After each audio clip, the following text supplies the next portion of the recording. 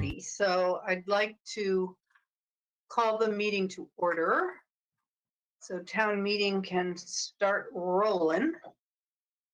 So I would like to officially call the South Burlington City Council meeting, what's the date, of Tuesday, February 16th, 2021. Call it to order.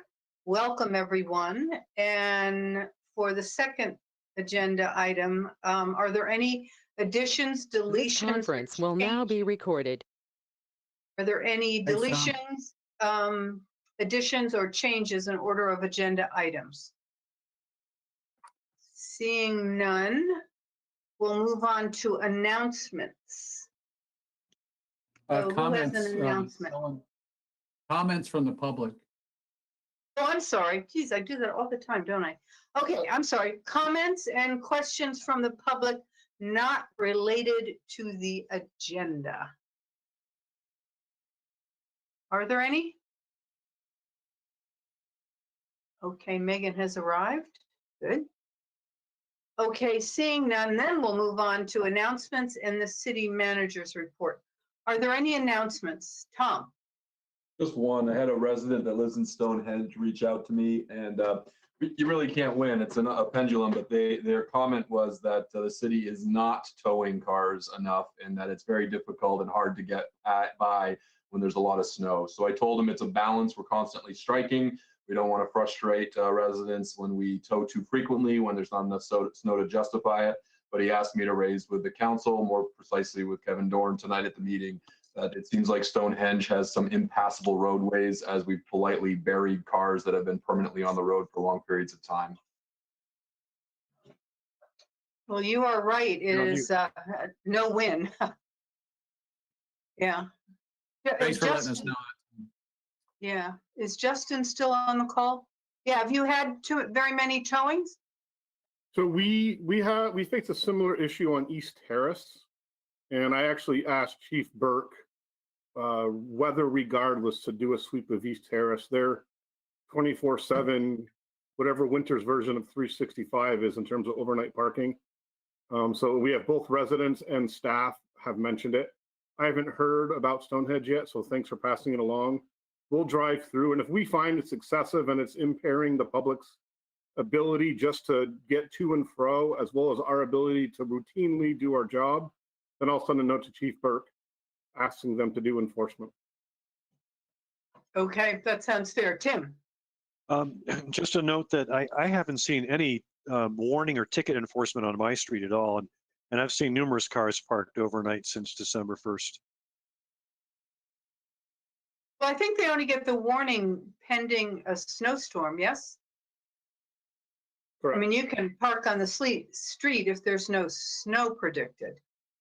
No, you're not supposed to park from midnight till The ordinance. 8 a.m., right? Thanks, Tim. Thanks for the feedback on that. You know, we will keep that in mind, but the ordinance says you can't park overnight on any of the streets during this period of time. Oh, I stand corrected. So it doesn't have to be pending. But as Councilor Chittenden mentioned, it's a pendulum, and a few years ago, people complained to the council when we were towing and enforcing the ordinance on non-snowy nights. So here we are tonight. Right. And so we set the policy. Well, the ordinance is tow. When we do it is another issue. We could just leave it at that if we could. Okay. Are there any other announcements? Well, I have one, and it's not really an announcement. It just is something that well, first, I want to officially recognize the contributions of Elizabeth Fitzgerald and Martin Lund for all their work on for years and years on the school board. And it's sometimes I think this is a thankless job, but I think that really is a thankless job because you never seem to get it right. And at least we can, as a city council, get a few things right. But they have been really have dedicated a lot of time and energy and brain power in really working with the schools. And, maybe they didn't get everything right, and we're still have some challenges ahead of us, but that's kind of a constant. But I do want to recognize them and thank them for their work. Martin, of course, is going to continue representing South Burlington as a legislator, so he's still working for us. And Elizabeth is going to get a break that she sorely deserves and probably needs. So just on behalf of the council, I want to thank them. And there is a more formal recognition. I think it's tomorrow night at their meeting. But I wanted to get in early and make sure they knew that the council and the other side of the street appreciate their efforts. And the other thing is, I wanted to clarify the process of the city's COVID response. I think it's been brought up many times in different comments by the public, by candidates as well as their supporters. And I think the information is erroneous. And I just wanted to set the record straight about the process that we use, because I think as a community and certainly as a council and the city administration, I think we did a stellar job in really working with the community and our staff and carefully shutting down the city when the governor asked us to do that. And the bottom line for us always was the safety first. We wanted to make sure that the employees of the city were safe. And one of the, and then of course going to remote, which was a whole learning curve for many people, and it wasn't perfect at first. But there's been some comments that, we kind of haphazardly closed down the city and refused to have any committees meet. And while we did ask them not to meet, I think the public needs to know how that was generated. And it was a unanimous decision by the council. And I think a very thoughtful process by Kevin. And either Kevin or I contacted every single committee chair and explained to them the dilemma before us, the fact that city employees were furloughed or were working from home, and we were trying to maintain city services at a time when it was very difficult and a challenge and a lot of changes in order to do that properly. And every single chair of every committee, with the exception of the DRB, said that they were fine with taking a break. And I think one of the issues that did trouble me was the suggestion by a community member that we purposefully slowed down IZ by not having the Planning Commission meet. And I just want to make it clear that our conversation that we had with Jessica and Paul Connors, for that matter, I think in terms of when we, she was very confident with taking some time away because the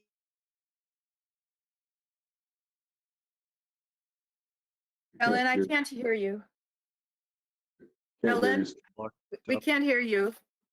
committee had reached a lot of agreement, and Paul was very clear about saying, Paul Connor, that he really understood where they go. And my conversation with Jessica was, well, maybe this is really good. The Planning Commission or the planning part is on the issues that they had talked about and be able to bring back some specific recommendations once they could meet again. Now, little did he ever imagine that last March that this would be a 12-month program. of COVID and meeting electronically. So I want to put that out there. I think we had the best intentions. I think in terms of IZ, it worked out quite well because there was time to develop things. And every other committee said that they could wait until there were staff available to assist them. Affordable Housing opted to go it alone because they weren't using city staff, and that was great. But I just didn't want this council and our management team to be criticized for doing something that I thought was really important and worked well. So that is my comment. Kevin, would you like to give the manager's report? And I'm going to turn off I'm sorry, Megan, I'm sorry. Did you have something? Excuse me. Yeah, I was just curious. It was something that I had noted too when we were going over the budget with regard to the maintenance of our parks, and very little of the budget was used. And I had a conversation with you, Helen. Could maybe Kevin, you just address that? I know that it was marked that it was because of COVID, but I think it's important for the public to know the impact on, all kinds of projects of the city. And I'm sorry. Turn off your computer.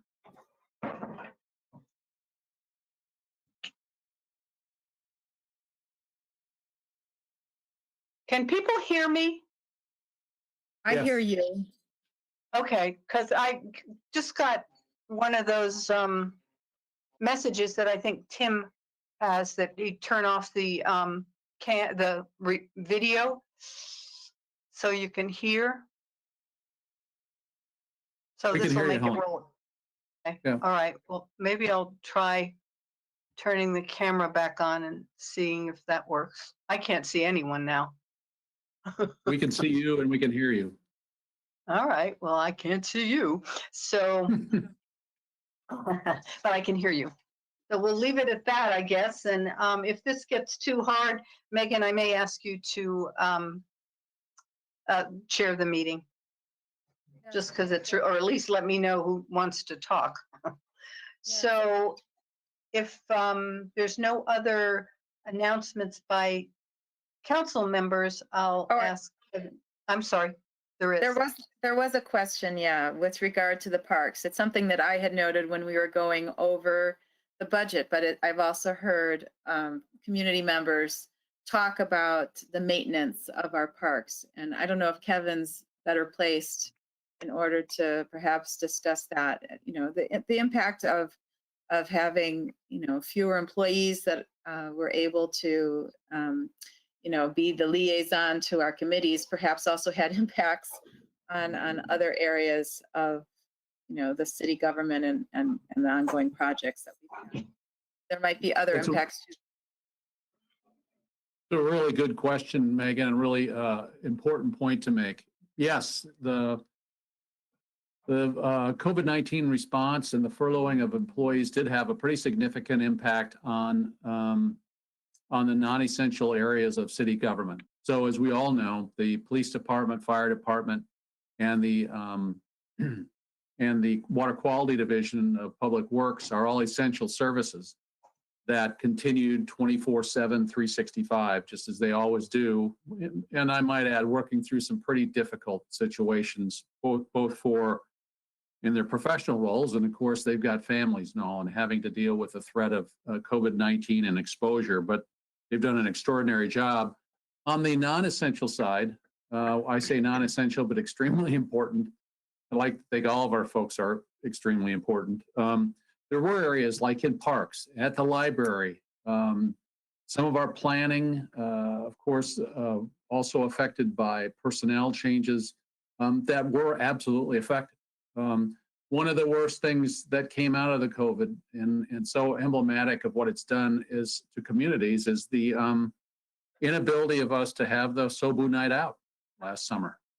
And that was a heavy lift for our staff, but it was such a huge return on investment for the community. In the parks, not only was COVID a factor, but we also had a couple of our lead people in Justin's department who went through some health-related issues. Actually, who's been trying to program the parks, has come up with some very creative ideas around virtual tours and that sort of thing. But there's no question that our COVID response did reduce our ability to program in the parks, do some maintenance in the parks. And we're hoping to catch, our park maintenance staff is pretty minimal to start with. And we often also rely on the Youth Conservation Corps, which they were unable to work this year too. So long and short of it is, the resident is correct that we did have to reduce our maintenance in our parks and our program in our parks. We also had to reduce our programming in the library and in City Hall, but those were responses. The flip side of that is, because of the furloughs, I will say to you, because of the furloughs and the fact that the federal government stepped up to help out with that, we ended unaudited. We ended fiscal 20 in the black. Tom can talk about that more, but other communities around our area were not able to do that. And so we sacrificed some of the services that the community expects from us based upon our fiscal predictions, which turned out to be reasonably correct. So I hope that answers your question, Megan, and the residents. And we're looking forward to having a much more robust summer for everybody this year. So, Do you have another just a question, couple. Megan? Oh, No, that was about fingers crossed. oh. Yeah, fingers crossed, not, yeah. On the 31st of March, the managers, the group of managers who I work most with, pretty much the community outreach managers and select board chairs and city council chairs and others under the the immense organizational capacity of Charlie Baker and the CCRPC are going to hold a roundtable discussion on next steps toward consolidating and sharing additional services. As you know, we are moving toward consolidated dispatch. Of course, we all benefit from Champlain Water District, from the Solid Waste District, from Green Mountain Transit and others, but we need to be thinking longer term about what are the next services that we might be able to share or consolidate between communities. That'll be on the 31st in the morning. Also, next Monday, the 22nd, we're going to also host a roundtable for legislators and policymakers on some areas of mental health where services, where people are falling between the cracks, I should say, in services. Some of this involves people who have both displaying mental health and addiction issues. Some has to deal with just the lack of a place for people to go that's kind of a multi-purpose place as opposed to dedicated to one malady or another.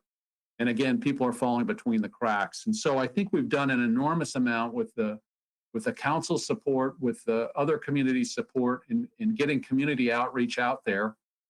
They're having an enormous impact, but there still are people falling between the cracks. And I think it's important for government to recognize that and to try to do something about that. That'll be at 4:30 on next Monday.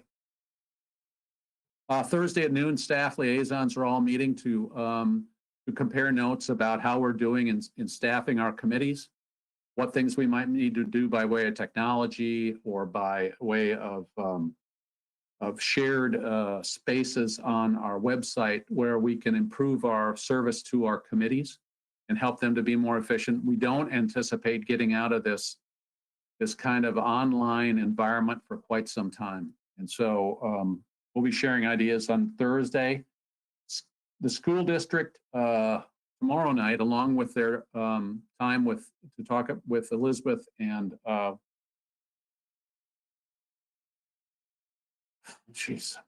Elizabeth and Martin? the other school board Martin. member, Martin Martin.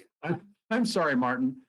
They've got a nice time set up for Elizabeth and Martin, but they're also going to be talking about school impact fees tomorrow with the same consultant we use for transportation impact fees. Paul's going to sit in and help with that tomorrow night.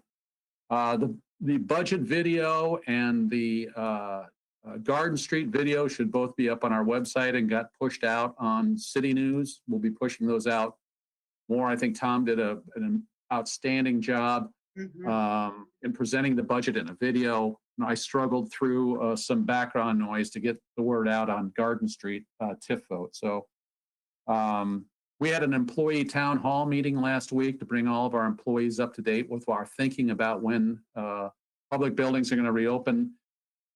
I've told them that it will not happen before March 15th, and that we would get back to them in early March and see if March 15th is still even a realistic date to return. And finally, I just want to point out we have 127 residents at the Holiday Inn as of today. The funding for those programs is starting to run out.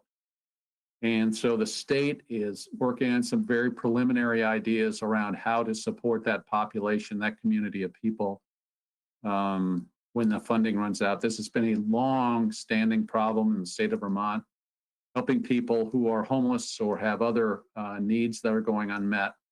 While COVID was here and federal money was here, a lot of support could be provided, but when that goes away, if it goes away, the state needs to work with local communities to find ways to help support that community of people. So that's my report. Is that a budget adjustment issue or is that the big budget? Do you know, Kevin or Tom, maybe? It's federal money, Helen, coming through the state. It's the original CARES Act. It's the CARES Act money coming through the state. As you know, the homeless population has been very challenging to support with budget restrictions at the state level. On cold nights, many of our homeless population have been supported in hotels, but it hasn't been consistent. It's been very expensive. The problem is what happens now that when we've been able to do this through COVID, what happens if the federal money runs out? And so there are a lot of people, smart people in the state looking at this issue. Good. Thank you. Okay. Well, thank you. Reports from counselors on committee assignments. Have any committees met? Airport meets tomorrow, so I don't have anything new there. No? Okay. Moving on to then item 6, the consent agenda. We have 4 items. The disbursements, approving a grant application for a VTrans 2021 small scale bicycle and pedestrian grants, a roadway impact fee of in-kind credit request for 324 Garden Street, and then authorizing the city manager to negotiate and execute a contract for furniture for the South Burlington Public Library. I would entertain a motion. I'll move to approve the consent agenda, and I do have a question though. Okay, is there a second? Second. Okay, thank you. Your question, Megan. Yeah, and I'm just looking, Justin's still here. So I am glad to see that there are going to be improvements for pedestrians on Kennedy Drive. My only question is that the speed is still 40 miles per hour. And I wanted us to at least hear from you, just perhaps on, the safety considerations, around that decision to have that crosswalk on a 40-mile-per-hour road. That's possible. Yeah, sure. So the level of treatment necessary at the location, whether it's the flashing crosswalks that you see, or if it becomes the second installation in Chittenden County of what is technically referred to as a hawk signal. The only other one is over on Route 15, where you can cross from Fanny Allen over to the Cumberland Farms Dunkin' Donuts. I'm sure most of us have, it's been there for about 5 years. So as we advance through final design, Megan, VTrans has very specific, frankly, a matrix. That's kind of like an if-then, based on the speed limit, the volume, sight distances, both horizontal and vertical. That leads us to a final design solution, which we will then implement. That doesn't mean on a separate track and perhaps concurrently, if the council chooses, to direct management to conduct a speed limit reevaluation of that area. But so that's how we would move forward absent any other changes in speed limit. Okay, thank you. I'm just glad that it was reviewed, and we're not here to talk about speed limits, but my motion stands. Thank you. Okay. Any other questions or comments? Are you ready? I'll call the roll. Tom Chittenden? Aye. David Kaufman? Aye. Megan Emery? Aye. And Barrett? Aye. And the chair votes aye, so we have agreed to the consent agenda 5-0. Moving on to item 7, update and discussion on the Chittenden County Regional Planning Commission Interstate 89 Corridor Study, and we have Charlie Baker with us. Welcome, and you sent us quite a bit of reading material, didn't you? Some of it was a little small, but I apologize. I'll apologize more than once, probably.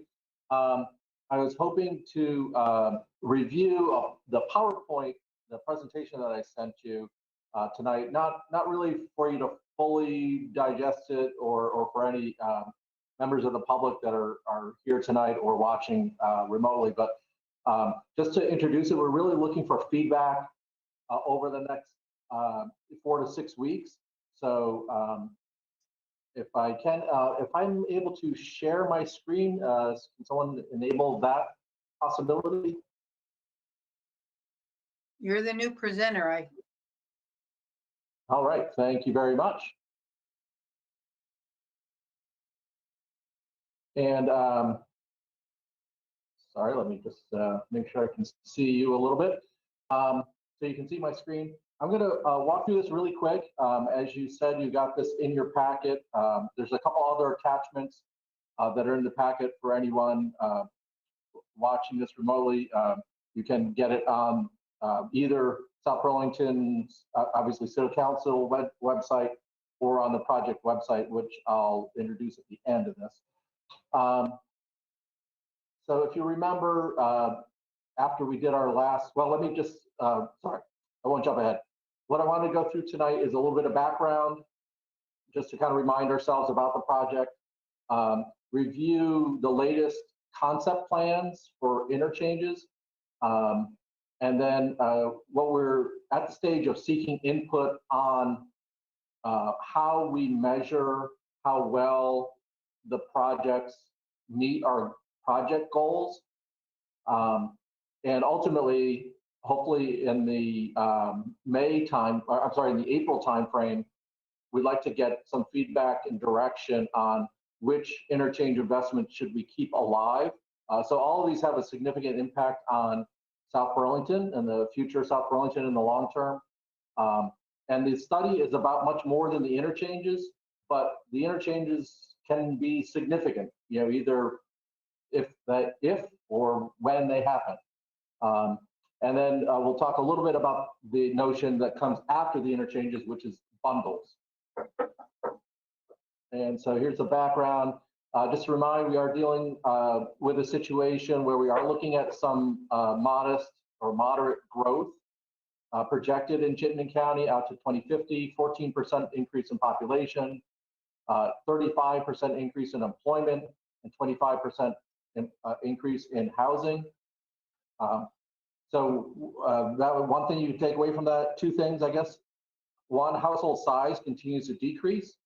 So housing demand is outpacing population growth. And also, if we do get this that many more jobs. We're also going to be an employee importer. So we're creating, there will be more challenges for affordable housing, or housing that's affordable within Chittenden County, and people are probably going to be driving further to get to jobs here in Chittenden County. We looked at all these issues back a few years ago when we did our ECOS plan and the Metropolitan Transportation Plan part of it. Just to refresh, most of transportation funding goes into preserving the system. There's a land use component of trying to get more growth in our already built areas, which South Burlington has a good chunk of. Safety projects, I'm not going to review all these, but at the bottom analysis, only investing in capacity expansion, only if everything else doesn't work, right? Also talked a lot in that plan about expanding transit service. This is almost a doubling of transit was in our current long-range plan.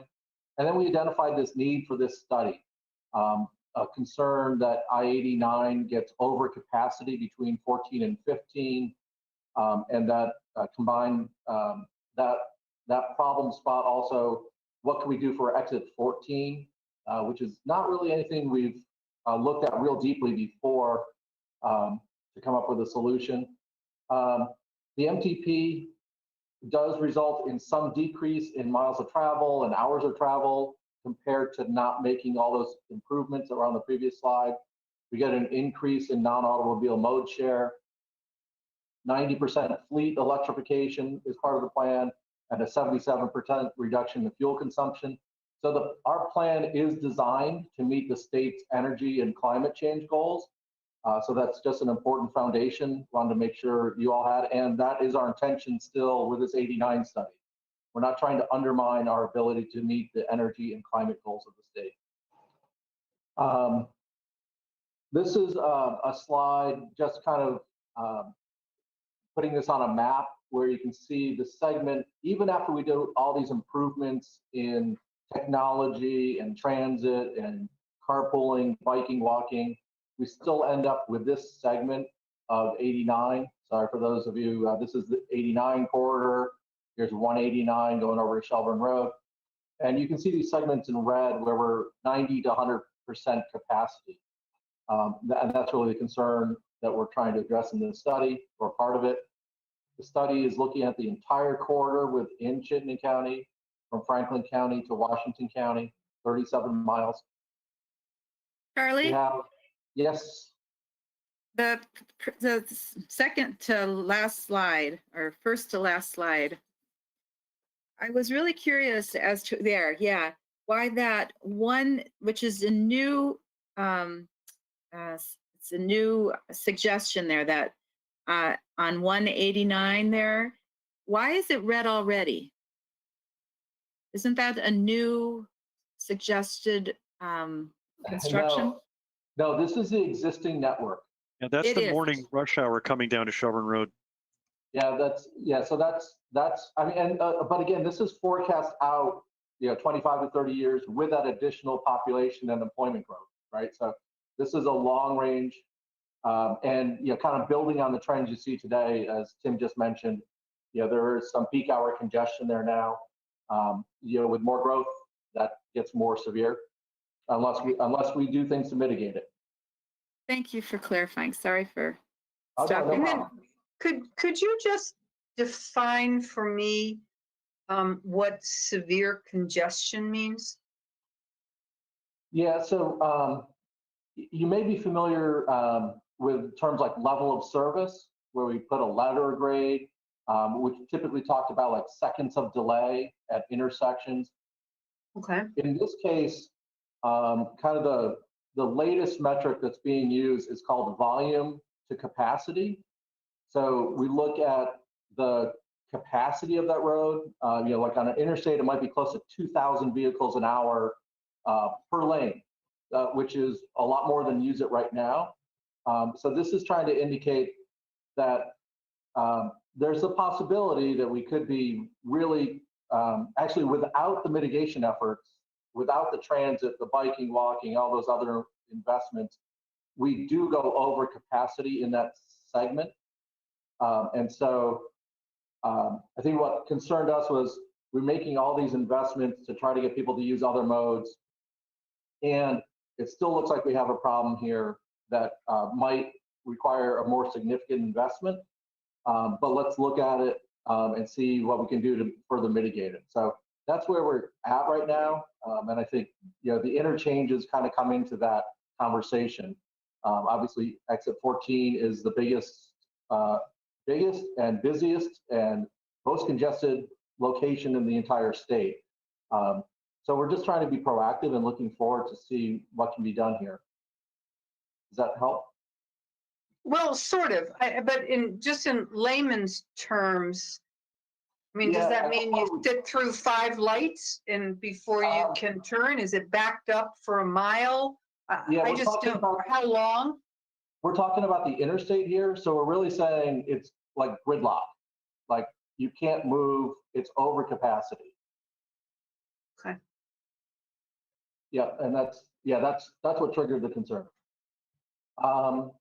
There are 7 tasks to this project, and I'll apologize another time for the focus on interchanges these last few months. That's just one task here. After we get through this task, we'll get more holistic and look at more programs and projects that could happen outside of the interchanges, but the interchanges are one major task here that we're trying to resolve. Charlie, sorry. Yeah, It's just, again, it's a clarification. The fleet electrification, yeah. is that on all vehicles in the state, or is that just state vehicles and municipal vehicles? I was really curious on what fleet we're talking about. The entirety of all the passenger cars in the state. Okay. But in this case, actually, we were talking about what we needed to do in Chittenden County to meet that 90% renewable by 2050 goal. So 90% of the cars and light trucks in Chittenden County would have to be electric. Thank you.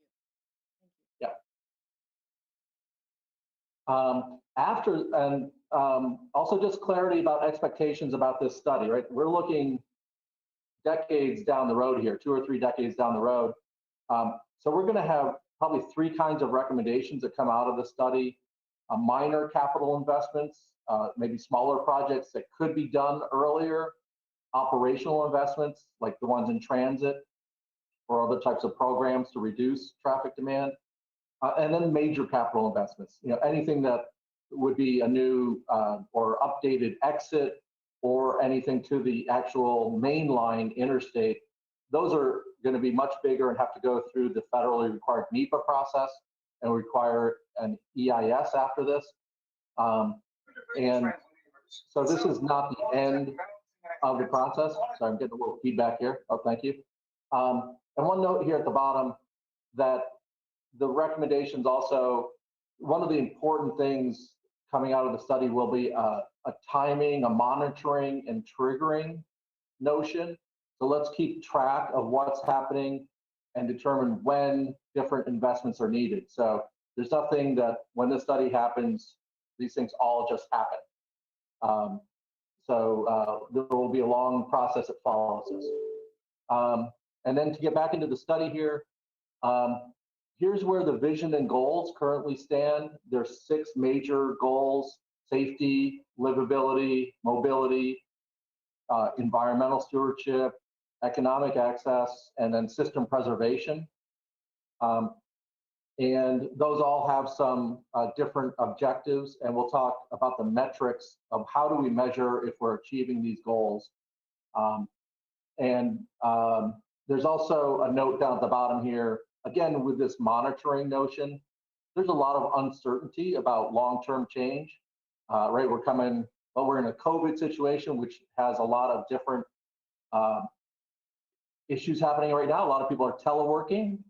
Traffic volumes are down right now. Will that continue? Will that even increase? Will people telework even more going forward? That would be great. That will take demand off our roadways, and maybe we won't need to do this. Same thing with technology. Autonomous vehicles could radically change how the system's used, maybe in a good way if we share those vehicles, maybe in a bad way if everybody has their own and we have empty cars traveling back home after they drop you off to work. So again, this notion of monitoring what happens is a really important notion for this study. And then, so we got through the goals, and the last few months, you remember the last time I talked to you, we were kind of starting to narrow down the interchange investment ideas. We started off with 8 interchanges that we were looking at. We're down to these 3. Congratulations, they're all in South Burlington. That was some little attempt at humor. And just to get more specific, I'm going to show you what the conceptual plans look like right now at those 3 locations, starting off with exit 12B. And so here is 89, kind of going left to right across the screen. And this shows the consultant team spent quite a bit of time working on different options, but I came up with this one is the one that worked best from on the northbound side on and off to Tilley Drive.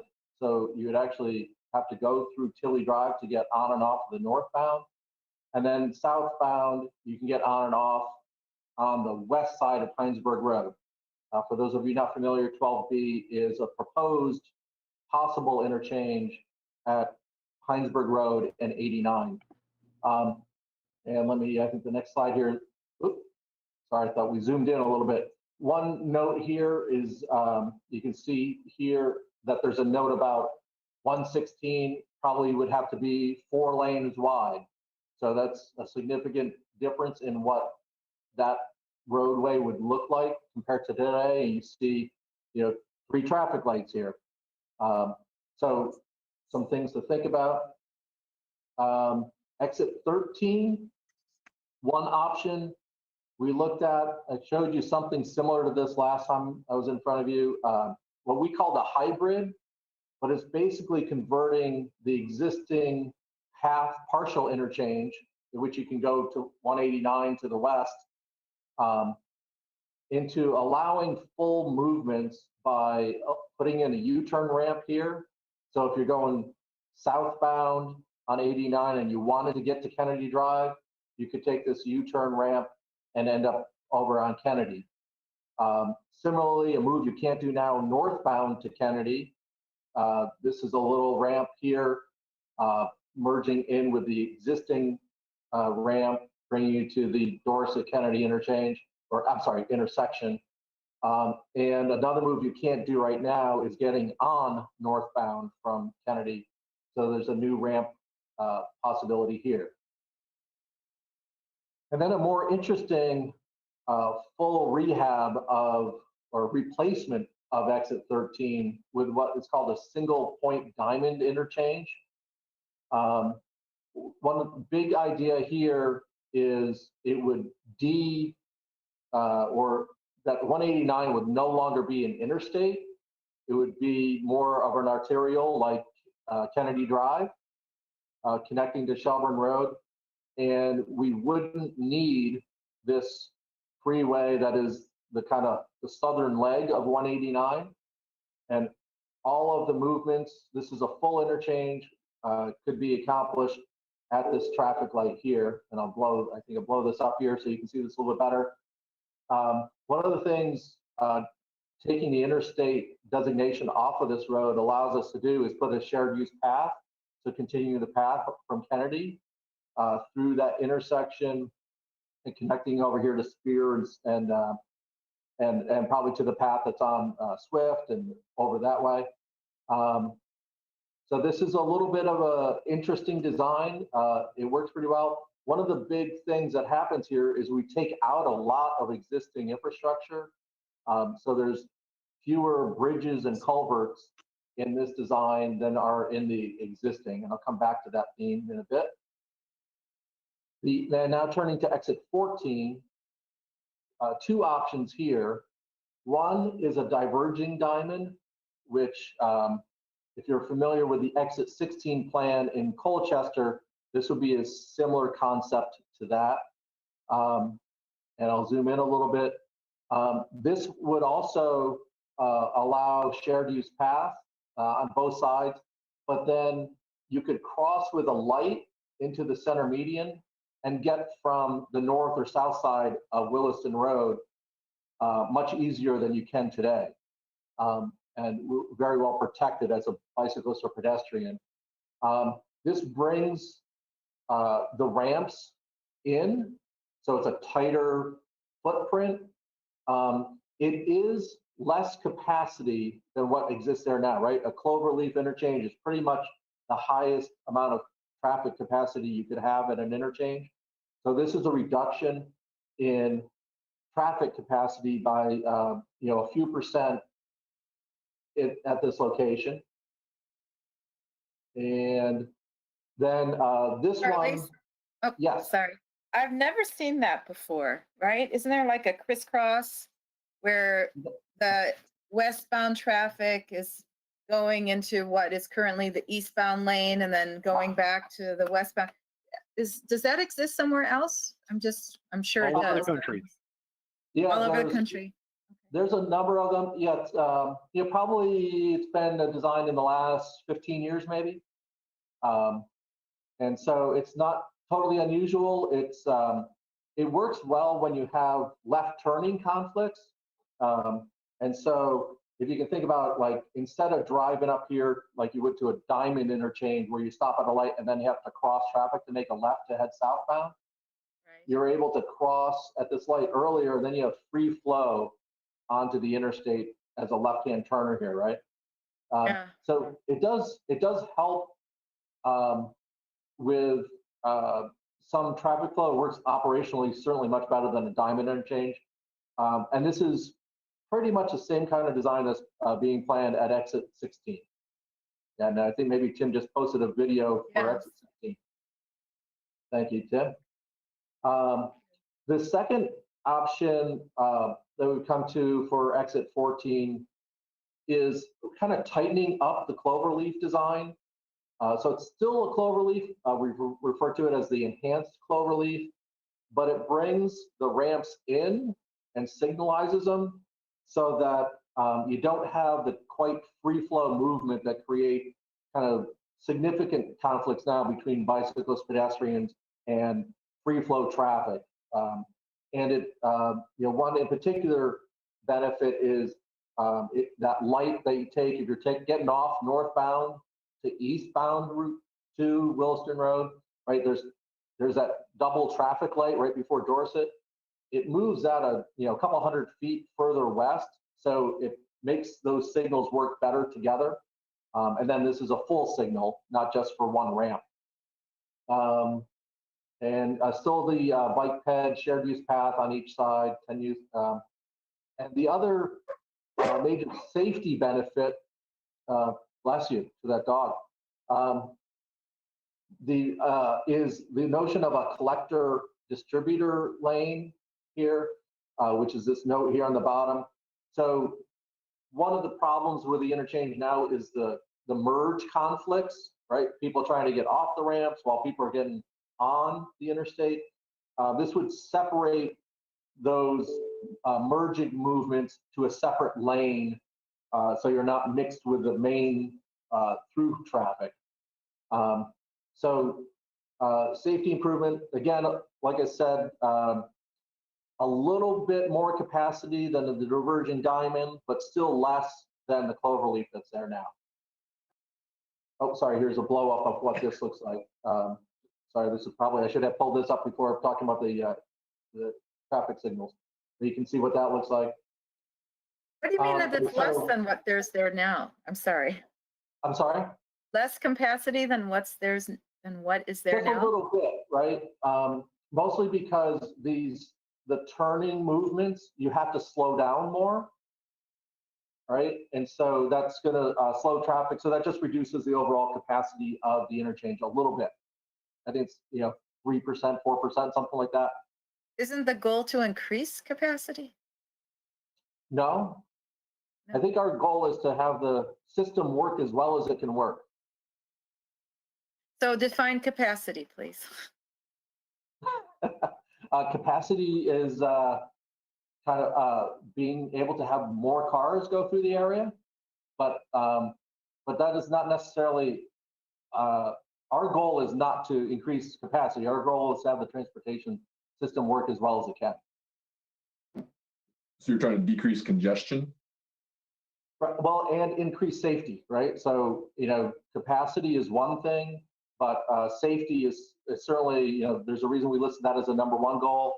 And then we get into livability and mobility for all users. So, bikes and pegs, this is, as you all know, this is a heavy bike ped movement line now and desire line, so much so, right, that we've worked together on looking at a separate bridge to deal with bicyclists and pedestrians. So we're really trying to figure out how to make this area work better. So capacity for cars, not for bikes or pedestrians. Typically, when I say it's over capacity or reducing capacity, I'm talking about automobile traffic. That's right. Can I ask a question? It's very hard to see. All I'm seeing is tiny pictures of everybody. So Helen, is it all right if I ask a question of Charlie? Absolutely, yes.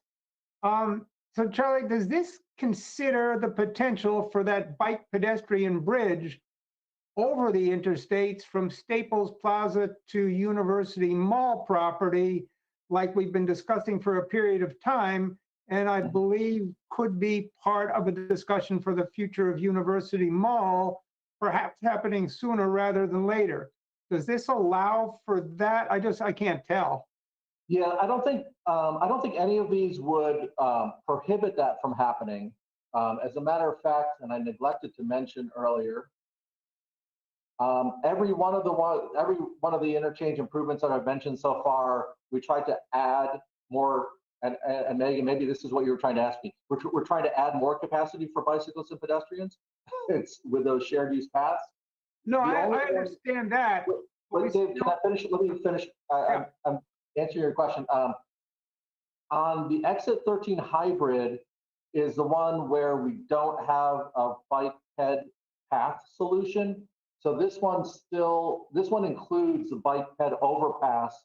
Sorry, there's a note up here on the top into U Mall there. So that bridge is specifically part of this plan.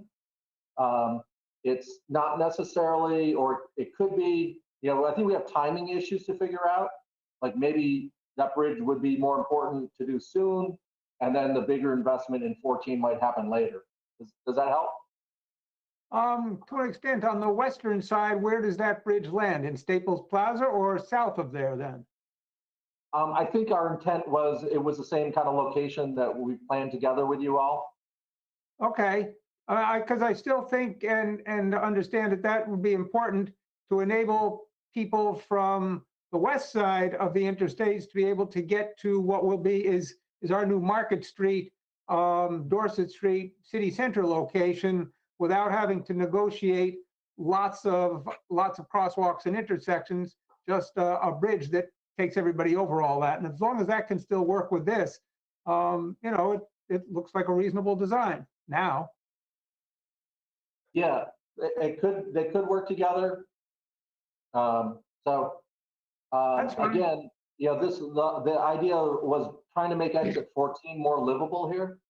Yeah. Shirley, That's for sure. can I just break in and summarize my understanding, because there's a lot of chatting going on.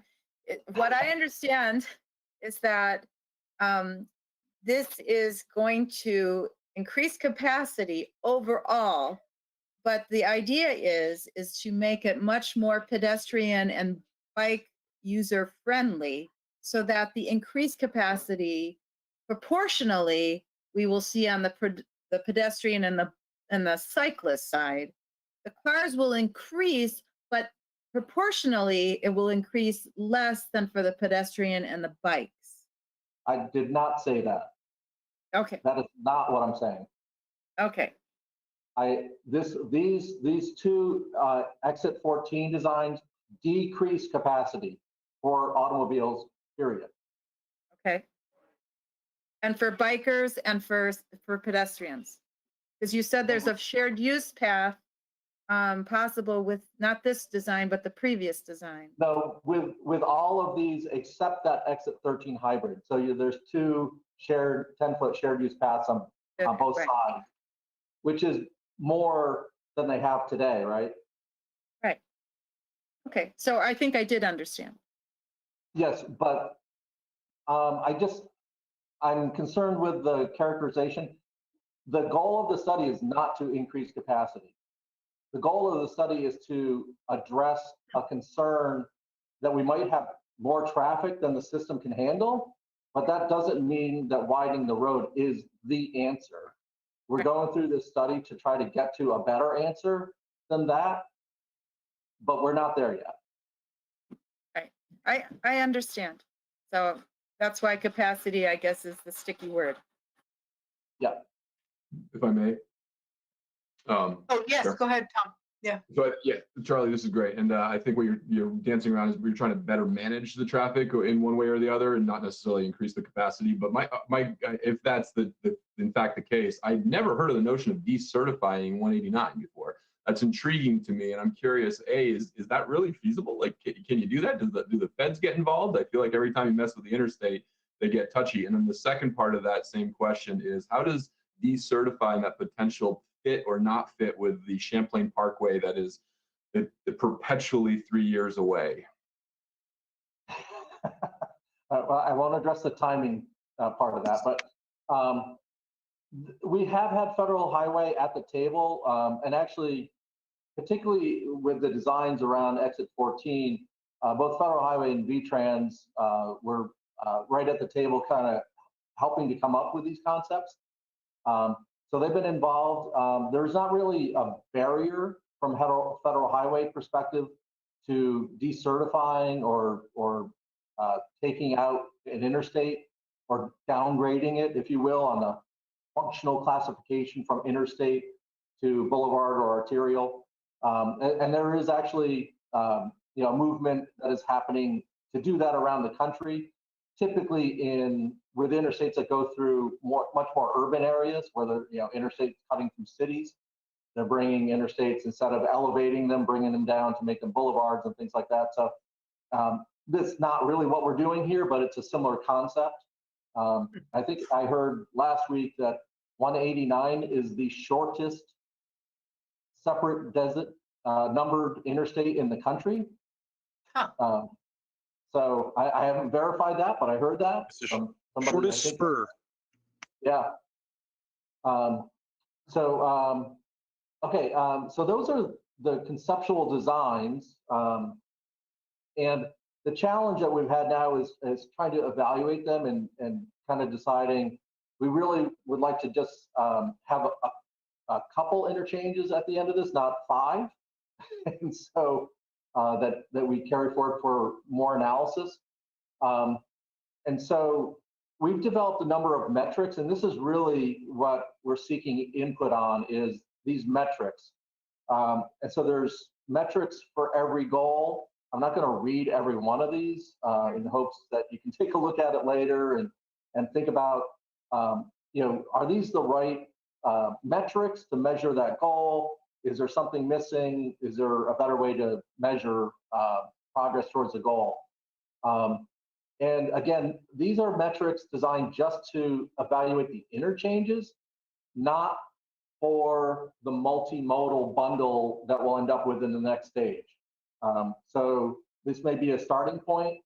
And if you have ideas about metrics for measuring, more robust multimodal ideas, we're happy to get those at this point too. So these are the first 3 set, and then here are the second 3 sets of metrics. And so we identified some metrics, with some input. We've had a bunch of meetings over the number of months. But are there any metrics that should be changed or added at this stage? I think that was a question you folks asked me a number of months ago, was, how are we going to measure it? And you wanted some input. And then the second part is, how do we score those metrics? So right now we've been comparing the interchanges to each other. That's one way to do it. It teases out differences. Even if they're small differences, it teases out the differences between those interchanges. But maybe that's not the right basis to use. Maybe we should be comparing it, some other metrics maybe should be compared to 0. maybe some to 2015, maybe a no build. So if there's a different way you think we should be evaluating the metric, let us know. And this is where I'm killing you guys. You're not expected to read this table here, but this is just to let you know that there's a kind of the actual results are on the left, and then we've converted it to a 0 to 4 point scale on the right, just for an ease of comparing them to each other. So that's what we're looking for feedback on at this point. And the rest, a number of these slides here are then digging down into the metric and what the number is. I'm not going to spend any time and then converting it to that 4 point scale. Yes. Is 4 more positive and 0 is less positive? Yes. Okay, thank you. Yep. You know, and there's pretty simple math applied to this, right? So in this bullet here, kind of talk about it's 0 to 4. So if you know, the enhanced cloverleaf at exit 14 got the lowest value in the metric, it got a 0. And if exit 13 hybrid got the highest, it got a 4.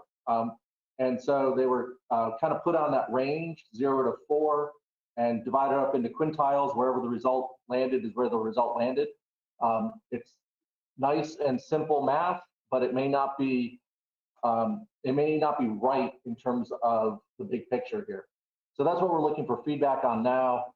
The goals, each one of them is outlined here with the scores.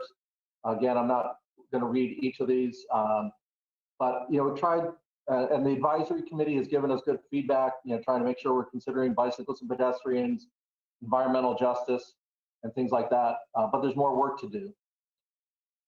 And then just to turn the page, and I apologize for taking so much time here already.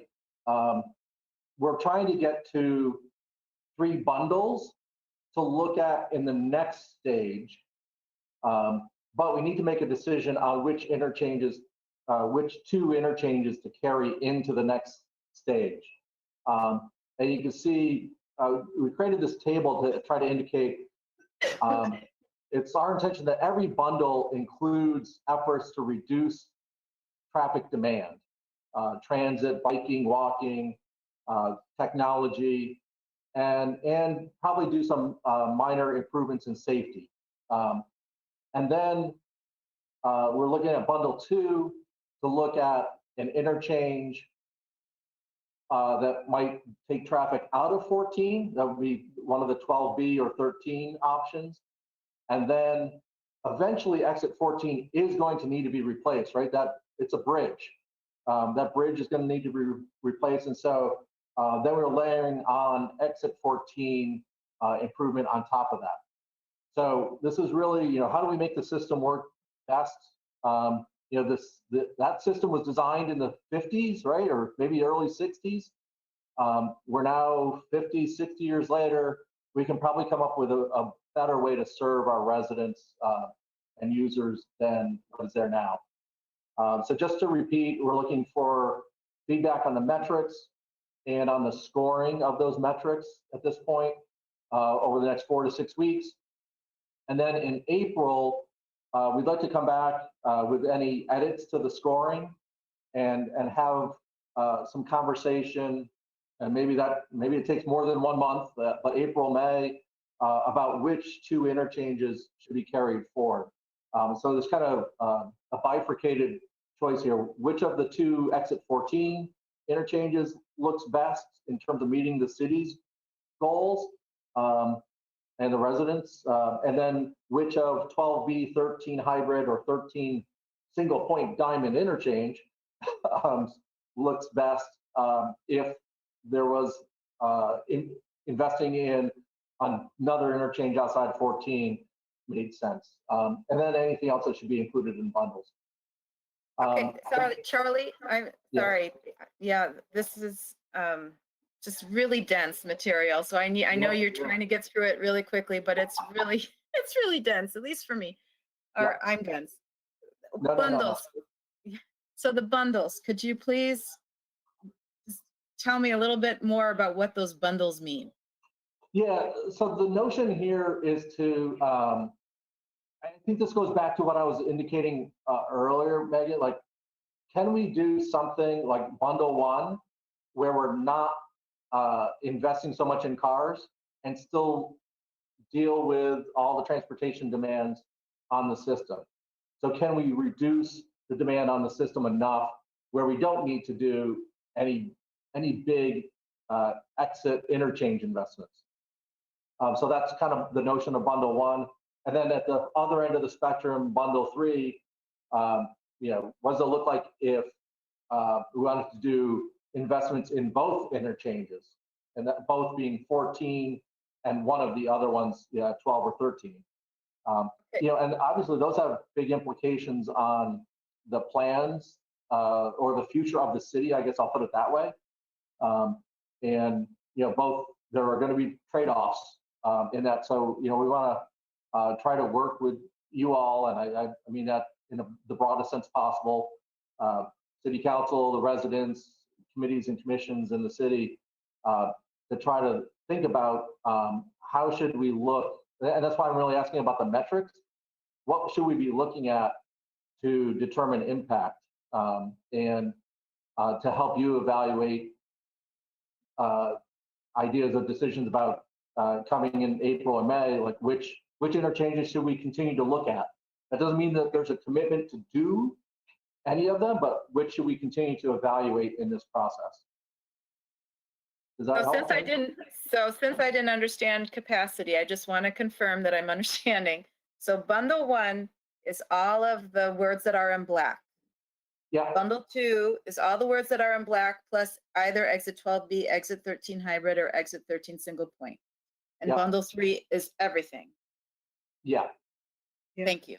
Okay. That's the initial concept. I mean, this is just initial concept, Megan. So I don't want anybody to feel like this is you should pay the most initial draft are two very important words at the beginning there. This was just kind of a starting place that we thought might be helpful, and really we're trying to get a range of multimodal investments to look at in the next stage. All right, I think that this is very dense information, and I strive to read most of it by, enlarging it and then scooting it along. And I found that challenging.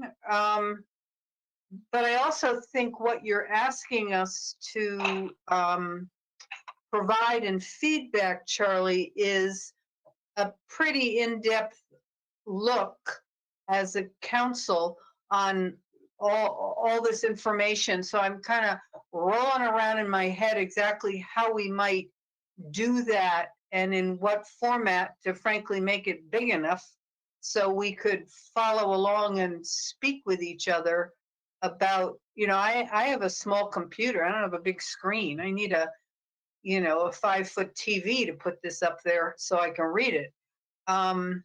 So, if you have any thoughts about that, or if Kevin or someone, Paul Connors or someone, or anyone in the council, I would appreciate that, because it seems as if our contemplation of this can't be, we just leave this today and then never really look at it again and come back and have a conversation. Or even, I can't even have the conversation tonight because I don't understand it all.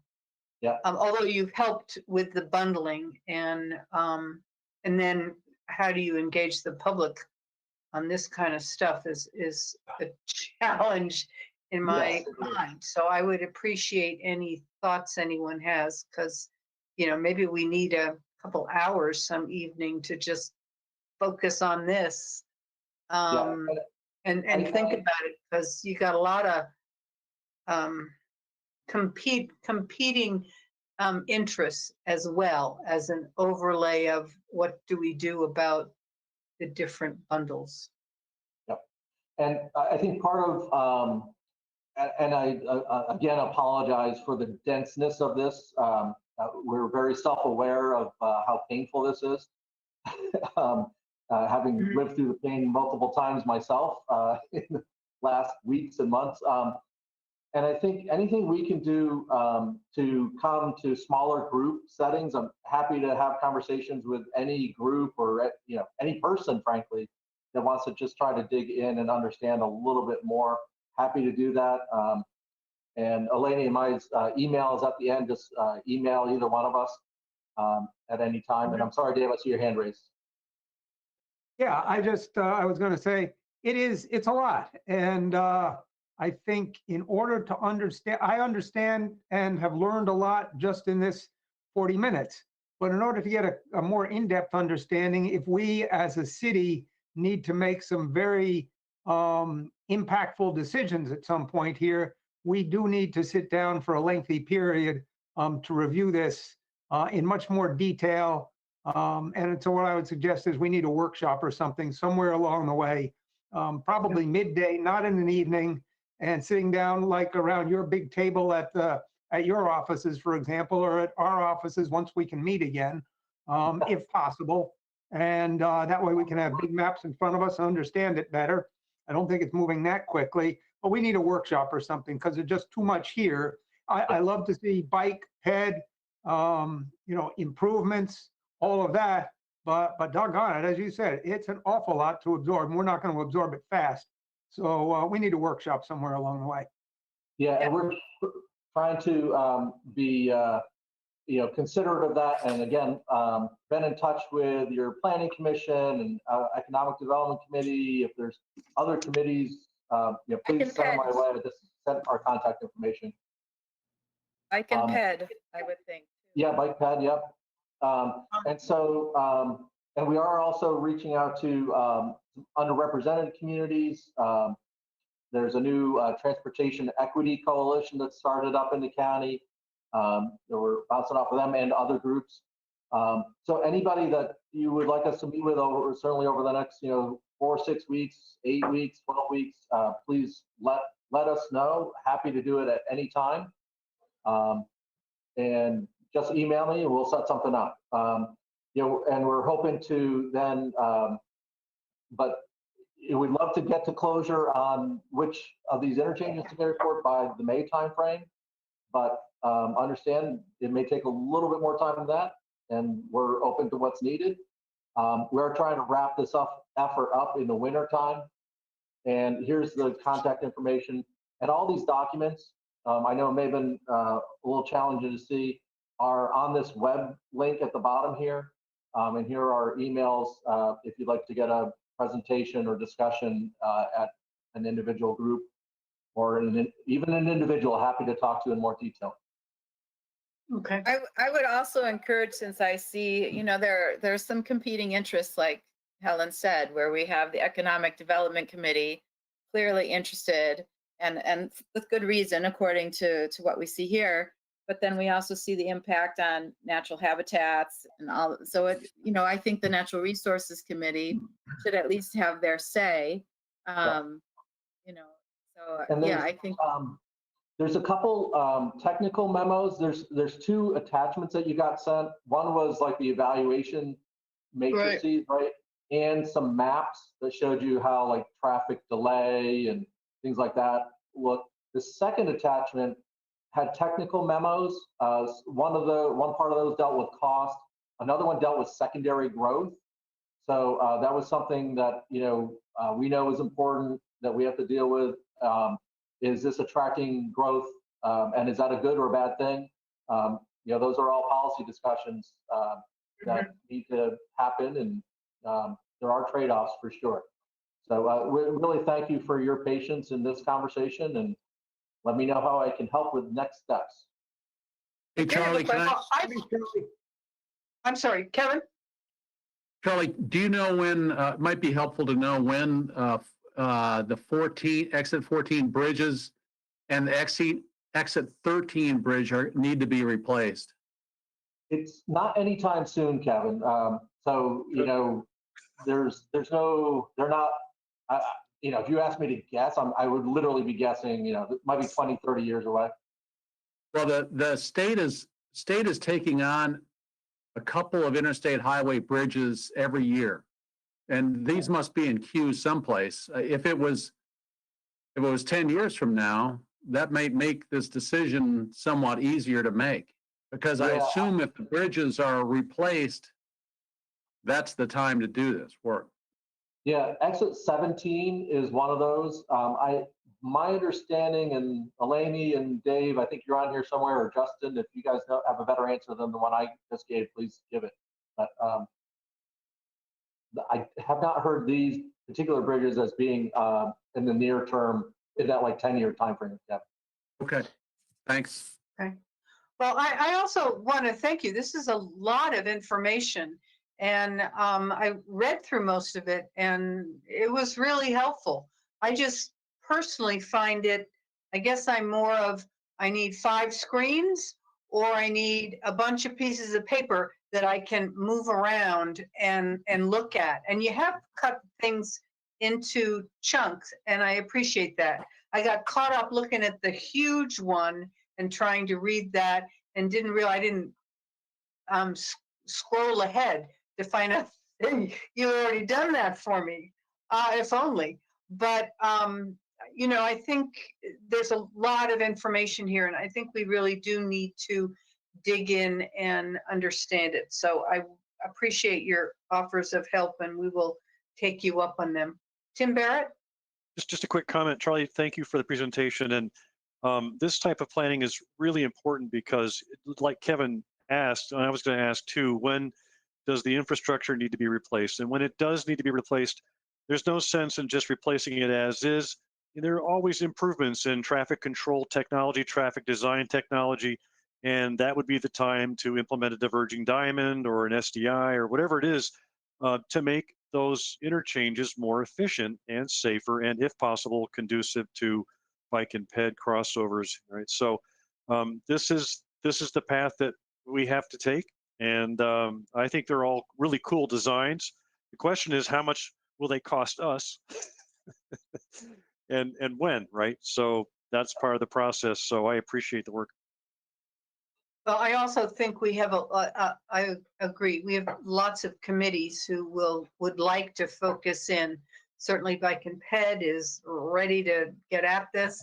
We just had a chat, and I'm sure Natural Resources and the Economic Development Committee, and probably with all the stuff you have about how many people are going to be moving in. There's the Housing Committee for affordable housing. So there's lots of groups, active participants who can focus a little more focus more. I think our challenge as a council is going to take all that advice and try to put it into some conclusion. Yeah. And we're right there with you. So you're not alone. We're there with you, and even the advisory committee, which is a diverse group, you know, I think has a lot of different perspectives at that table too. And so you know, we'll try to get to the right place. You know, nobody will get everything they want probably, but we'll get to a better place than where we are today. Well, thank you very much. Thank you very much. I really appreciate your patience. Thank you. No, it was good. Thank you. So moving on to item, let's see, 8 is an update on the status of the PUD natural resources work of the Planning Commission. JessicaLouisos is the chair, will be joining us, and Paul Connor, Director of Planning. So I see Paul, and there's Jessica. Well, welcome. Thanks for having us. Should I just jump right in, Helen? Please do. Yes. Okay, so you last saw Paul and I, we were here beginning of December and gave an update on the environmental protection, land development regulations, including their status. We went through mapping and what the various protections are. And at that time, there was a small package of LDR amendments, including the urban design district. So this is an update since that point. We have, in the meantime, completed a thorough review of Article 10 items, which is the the floodplain and the river, the floodplain and the river corridor overlay districts, as well as Article 12, which is the environmental protection standards. So some details about kind of what went into those sections in the meantime. So with help from the Chittenden County Regional Planning Commission, we tightened language, tried to simplify it, and reviewed for state and legal items. We added additional protections for the 500-year floodplain with some differences distinguished between the built-up areas of the city and unbuilt areas. We reviewed buffer widths for various water resources and changed some to be more stringent for the Class 1 and Class 2 wetlands, including being more stringent on encroachments that would be potentially allowed, as well as widening those buffers in rural areas of the city. We consolidated the river corridor and stream buffer standards, noting that we were proposing very similar protections in both of those areas. That would be a simplification for use. We worked with the city stormwater department to see how water quality improvement projects would fit with resources, as well as provided a series of comments to staff with instructions to compile all those changes for a version that would be released for public comment. So that was kind of a summary of that Article 10 and 12 items we've been working on. So we also have received a complete working draft of the land development regulation changes, along with status updates on each of the major changes and remaining review items. So with that, we've reviewed the complete draft of the planned unit development general standards, one of the neighborhood PUD types, the traditional neighborhood development standards, and have provided feedback on the conservation PUD questions. Some of the other major components, the subdivision and the master plan standards, were previously reviewed. And so those are some of the specific work items, and I know some of your questions probably have to do with our timeline. So at our next meeting, we're going to be reviewing how all these different changes in the structure of the development areas would relate to our current system of density. One of the things that we've talked about in the past with you was moving away from a strict density calculation to a new calculation that's really based more on building types. So what does that actually look like? So working on some visualizations of development areas with some examples of areas that are similar. Then we also have to continue the review of all the sections that are focused on and impacted by the PUDs, a series of public comment hearings on the changes, and some review and feedback. So we're making a big push to wrap this up. This winter might drag into spring. So I think one thing we were thinking was we could come back and do another update in early April to kind of let you see what we've accomplished and where we're at, if that's something that you would like. Okay. Another thing along the timeline, one thing that you had specifically asked in December that I wanted to just touch on was whether or not portions of our work could be completed ahead of others. Specifically, would the environmental protection standards be able to be adopted ahead of the other work? And Helen, I know that you and I had both received multiple public comments asking for the Article 12 to be adopted ahead of the end of interim zoning, which is partially why I wanted to just upfront mention this. So the commission has generally been reluctant to separate out the Chapter 10 and 12 from the rest of the changes because there's really a balance between all of the changes we're working on.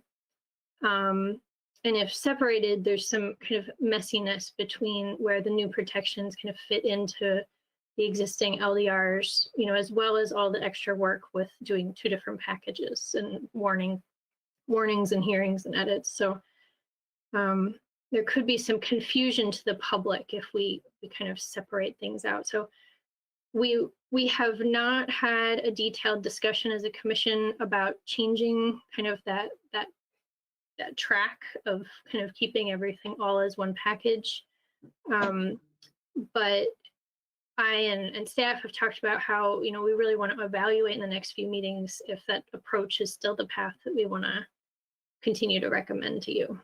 So Okay. I think that was an overview, and if there's any questions or comments, we welcome them. I don't know, Okay. Paul, anything else you'd like to add? No, okay.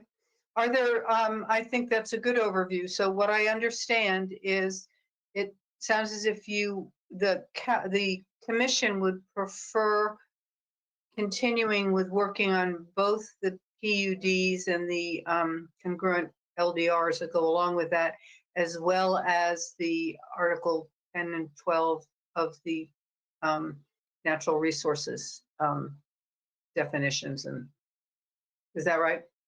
Rather than separate them. Yeah, and every time we've talked about it, that's been the case. It's not like last week we reaffirmed that, but we've been moving along as though it's all one package. Okay. Our complete draft does include all of those things all as one complete draft, red line. Okay. And then the other item is, just to summarize, you believe that you would be in a good place in the beginning of April to give us an update date that might even say we're ready to go to press, or we still have 2 areas that are, in conflict and we're still working on them. Yeah, I can't promise we have a complete draft by April, but we'll at least be able to give you a really good idea of where we're at. So. Okay. And Okay. our plan is to really do a big push on this. So I'm hopeful that we can really move forward, but we also don't want to push something through that's not ready or feels like it's not vetted. So it takes time. Yes, I appreciate that. Are there other comments or questions from the councilor? Paul Connor, do you want to add anything? I think Jessica summed it up really nicely, so I have nothing to add, but I'm happy to answer any questions. Okay, council members, anyone have a comment? Megan? What vetting has occurred thus far, Jessica?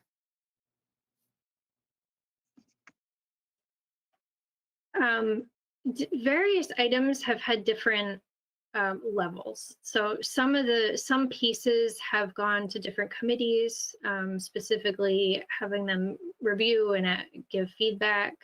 Other items are still in development with our consultants, where we've given kind of an okay at one of our meetings for an outline and the general policy items, but some of those items we still don't have the kind of a final language. So we have not solicited, feedback on all of it from the public yet. I don't know, Paul, you probably have a better way of saying that. I would add that,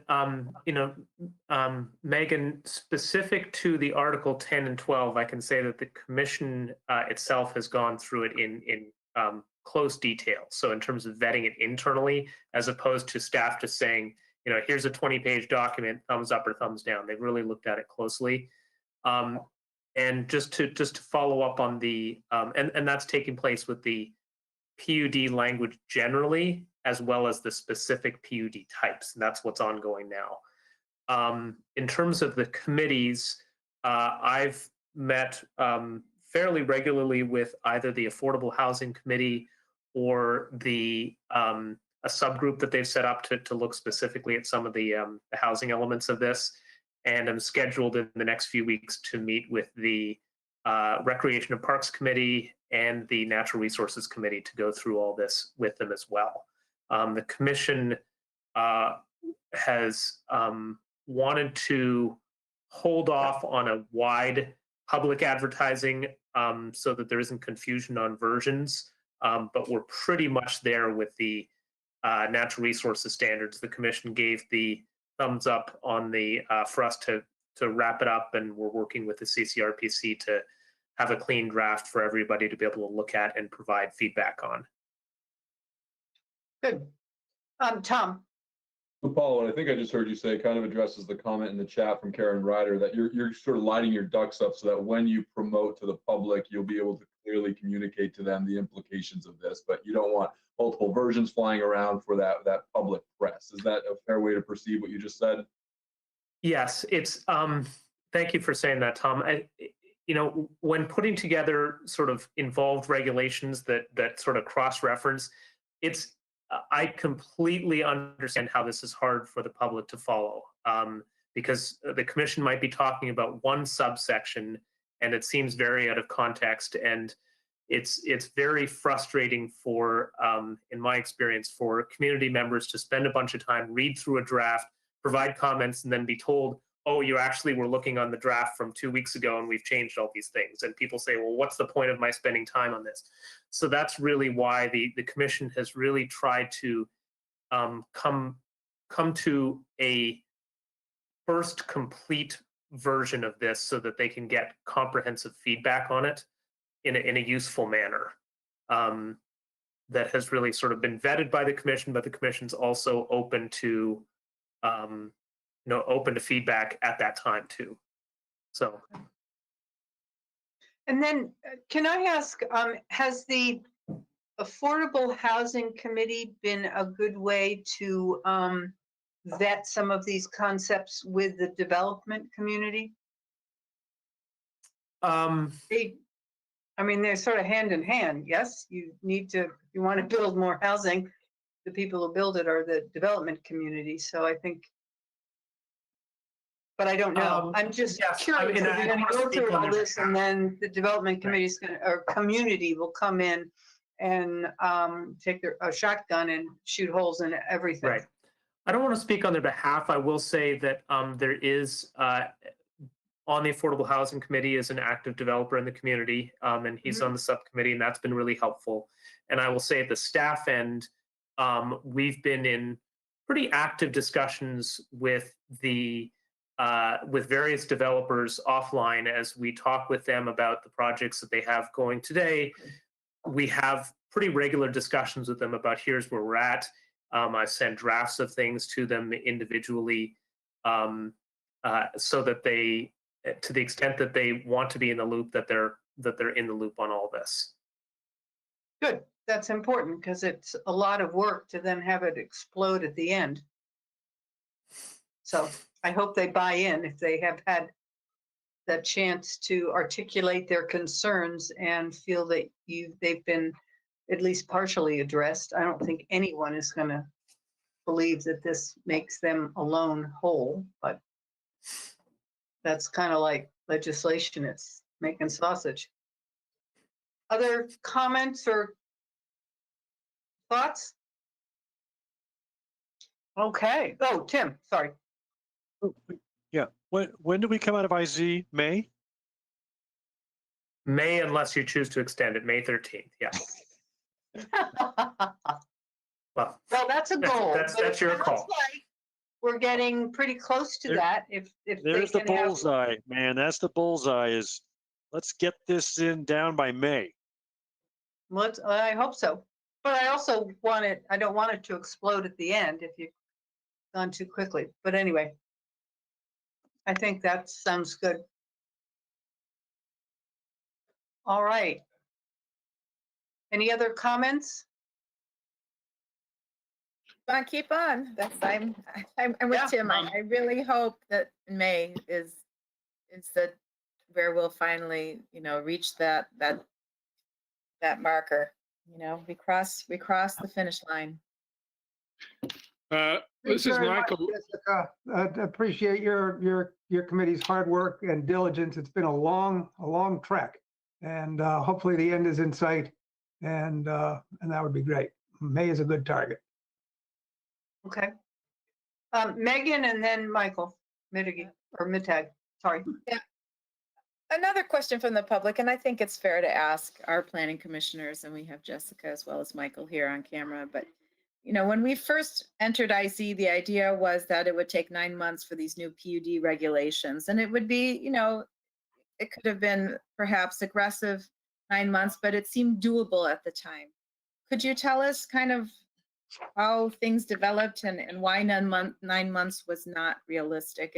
And I know that the City Council added the inclusionary zoning on top of what you were already doing. So I take responsibility, but I would also just like to have kind of some kind of, explanation that I think the public, deserves to hear as well.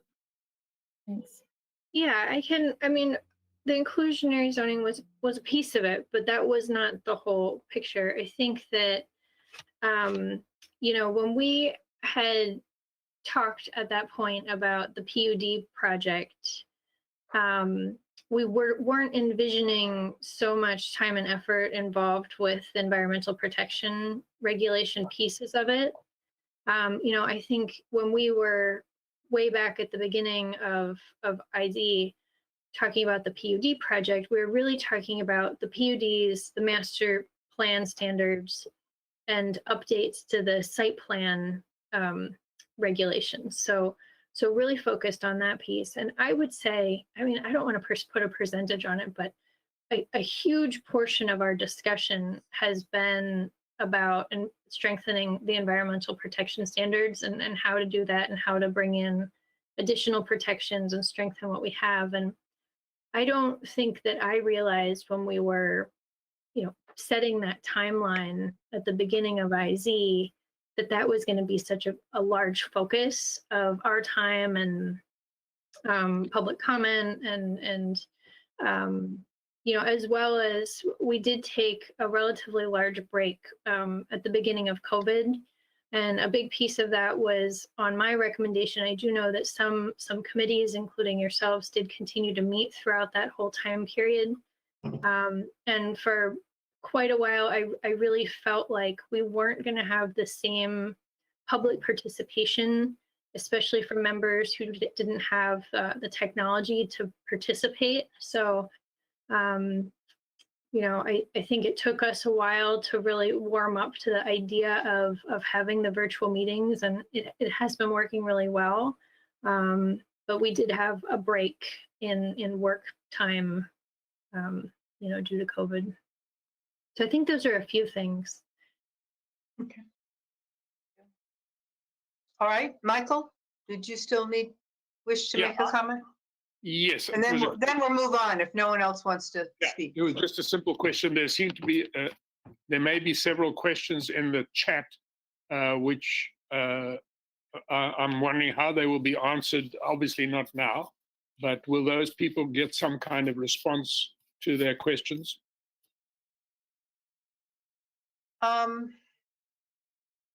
Well, some of it was answering several from Sandy. We're talking about how they interacted with the Planning Commission. I think those are most. I don't see any more questions other than Roseanne saying she agrees with the new approach. I think Karen Ryder's question was addressed. I didn't hear. I'm looking at Karen Ryder's question, and I don't think we addressed it. But I'll leave it up to you to do that. Well, I think Paul answered. Was saying in the process they acknowledge how difficult it is if people get the wrong draft, and so the commission has opted to try to have a complete package, or pretty much a complete package, before the public is asked to comment. Is that correct, Jessica? Just to avoid that. Yeah, and I think a piece of this is, it's been many months since we last reviewed the building types, that would need to apply. So that's a big piece of the understanding of the building-based approach. We also had a large discussion about building-based approach, 2 months ago. not at the one meeting that she's referring to. So what we're actually doing at our next meeting is coming up with some of those visualizations, both in aerial format and photos of different areas, to try to kind of bridge that gap between looking at a red line, talking about something that we really talked about in depth 2 months ago, and really having something for somebody to look at and try to understand. So that's our goal. Okay. Any other comments or thoughts? Thank you very much. And again, oh, Roseanne? You're not on. Yeah, right. This is just a general question, since I don't attend a lot of virtual meetings of the city anymore. But when we put things in the chat, my assumption was that you read those. Yes. Otherwise, we're just talking to the air. I thought that substituted for us raising our hand and speaking up. We could interject our comments. But even when Charlie Baker was speaking, there were a lot of comments in there, but I think they went nowhere. And I sense this is the same thing happening here. People are commenting. I don't know if you're reading them. So do you need us to speak up and vocalize our comments and questions, or will it suffice if we put them in the chat? I'm thinking it's not sufficing that they're in the chat, because I know you're trying to manage a meeting at the same time stuff is going on, Right. on the other. And I see now that other people are putting stuff in. It looks like Sarah wants to speak, but doesn't. Anyway, I encourage you to read the chat before you close out things, because Okay. I do sort of tool through, but it's hard for me to listen as well as read, and then. Exactly. Yeah. But before you close down, or I suggest. Yeah, okay. Okay. Thank you. But That's a good while suggestion. I got your attention. No, I put it in the chat, but I'm going to reiterate it. It's a lot like the Charlie Baker presentation. This is so convoluted. It is so complicated, and one thing touches another thing. And if you're not conversant with how it's written, it'll go right over your head. And so that's why we're encouraging that this be put in straightforward language that you read now on your prescription bottles and stuff, LDRs for dummies kind of thing. I encourage that. Okay, And I thank think you. Sarah wants to speak. Okay. All right, thank you. I appreciate that. Tom? I was just going to say, in defense of the chair, I chair some meetings, and it's impossible to stay abreast of the chat while you're also trying to manage discussion. So I'm pretty sure, Roseanne, all the counselors and others are reading the chat, but Helen, while she's trying to conduct the meeting, I completely respect her not being on top of all the lengthy comments as we go forward. So I appreciate you piping up, but I think it's fair to say that the other counselors have been reading the chat window. And Helen, if you had a break, you want to take time and double back. That's what I do when I chair online meetings. Well, are there any in particular that people, or have we kind of addressed? I think we've addressed most of them. I think so too. And it's helpful when council members identify, like both you and Megan identified a comment. I mean, some comments are questions and others are just great job, or, whatever. Okay. All right. Well, thank you. Is it Karen Ryder? You want to make a comment? Sure.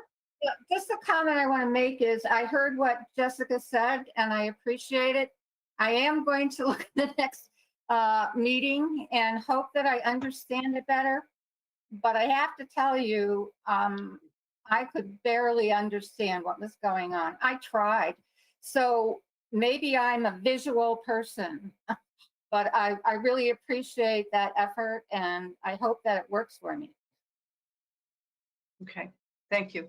I find it difficult too. It's much easier in person for sure, with a big screen and pictures and everyone chatting and a little body language and all that. But hopefully we're making improvements every week. So thank you. So let's move on then to number 9. Consider and possibly approve a 1-year collective bargaining agreement with the Police Officers Association. And Andrew, there you are. Welcome. Hello, So do we counselors. have one? Good to see you all. So we, Dan Boyer and I, who's actually on right now, have been working towards finalizing some of the language issues. And actually, as I'm before you right now, we don't have a ratified agreement from the Police Officers Association. However, I don't think that there's an issue doing this a little bit out of order this time. The key principal points have been agreed to. And any sort of substantive changes, if they're brought up by the association, we can sort of re-ratify later on. So with that, I'll sort of outline where we sort of ended up on this contract. Similar to the collective bargaining agreement that was just ratified at the last meeting between our Public Works and City Hall employees, we sort of went into this with a step and COLA approach.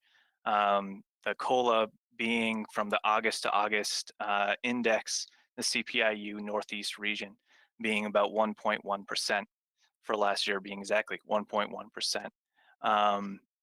It doesn't quite work perfectly with the South Burlington Police Officers Association because they actually have a 2% step increase rather than a 1.5% step increase. So what we did in the alternative is we granted a 2% step increase, but decreased the COLA to 0.6% so that the total increase is the same between City Hall Public Works as it is with South Burlington Police Officers Association. So that's the significant change. Again, just to reiterate for the public, what we're talking about is a sort of 1-year extension, both because of uncertainty right now in terms of budgeting, but also administration change with Kevin and Tom leaving, and the association was amenable to that here. So this is a much simpler, much tighter universe that we worked within in terms of amending this contract. A couple other small changes I just want to address that are also included in this. The rank and file officers, as I talked about, it's a 2% step plus a 0.6% COLA. However, the civilian staff, there are several civilian staff who were still on a 1.5% step schedule. They got the regular 1.5% step with a 1.1% COLA just to keep it consistent. There were some language changes that were non-substantive related to sort of bringing our contract more in line with our practice on the corporal language and senior dispatcher language. As long as the employee's Bill of Rights, the association and management, particularly the chief, had been working since our last contract to update the Bill of Rights to come in line with Act 56, which actually came down right in the middle of our contract negotiations last round. This is related to the way internal affairs investigations are conducted. So our Bill of Rights also has some edits that bring it closer in line with the statute. And the final change that we added is an extra duty rate increase of $45 an hour to $47 an hour. This was both recommended by the chief and the association as a way to keep us more in line with other communities. And this will also ultimately, it will reduce the demand on our officers because essentially they're the cheapest in the state for this type of work, overall reducing the impact on the department. So those are sort of the main bullet points of this contract. Date changes, non-substantive changes like that are the only others that I should mention. And I guess I would ask that council sort of, I guess first is, are there sort of any questions around those bullet points? Okay, are there any questions or comments? Tim Barrett. Can you just review again the difference between the patrolman and the civilian contracts with the steps versus the COLA? I thought I heard something. I want to hear it again, please. Sure. So the officers and the civilian staff have been on separate pay schedules. The civilian staff, when we went from the 2018-21 contract, Civilian staffs remained at a 1.5% step increase on their schedule. However, the officers moved from a 1.5% step to a 2% step, which at the time was done to make our officers in terms of salary more competitive with other communities, while at the same time gaining contributions in benefits such as healthcare and increased contribution to retirement. So to sum up, Tim, it's the officers have a 2% step increase and are given a 0.6% COLA in this contract, and the civilian officers get their 1.5% step increase with a 1.1% COLA, which is based on the CPIU. Okay. Do you have any Thank you. questions, Tim, or is that you just want a clarification? Okay. Dan, do you want to say anything? Dan Boyer? You need to put your.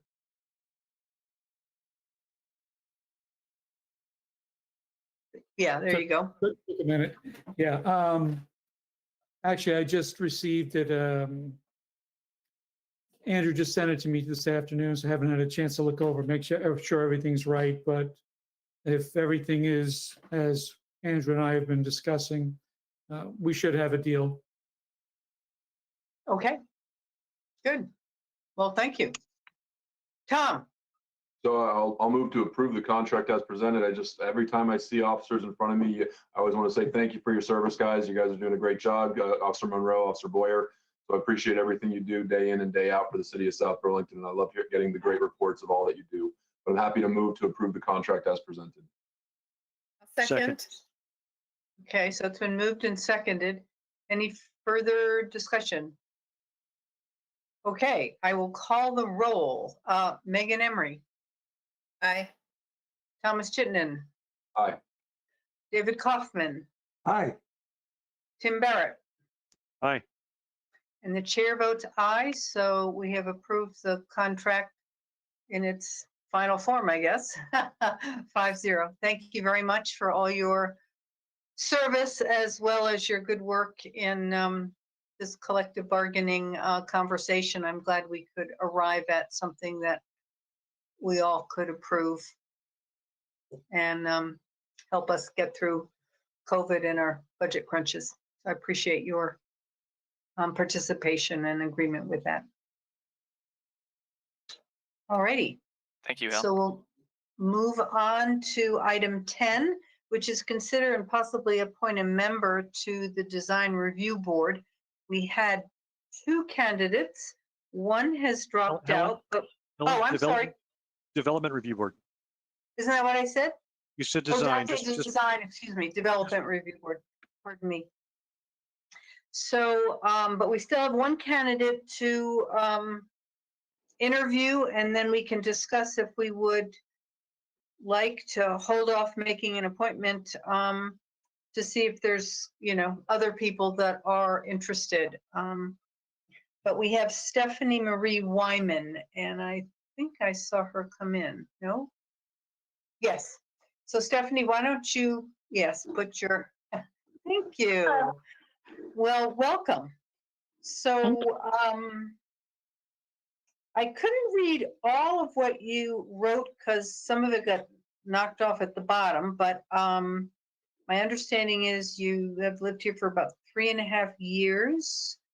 You work for VHB, which stands for what? Vanessa Hagen Breslin. Pardon me? Vanessa Hagen and Breslin. It was the 3 founders of the company. Okay, and what kind of work is that? We are in engineering and environmental consulting firm. Great, thank you. I was thinking it was Vermont Housing something. Okay, so why don't you just kind of quickly tell us what your, what you think you'll bring to the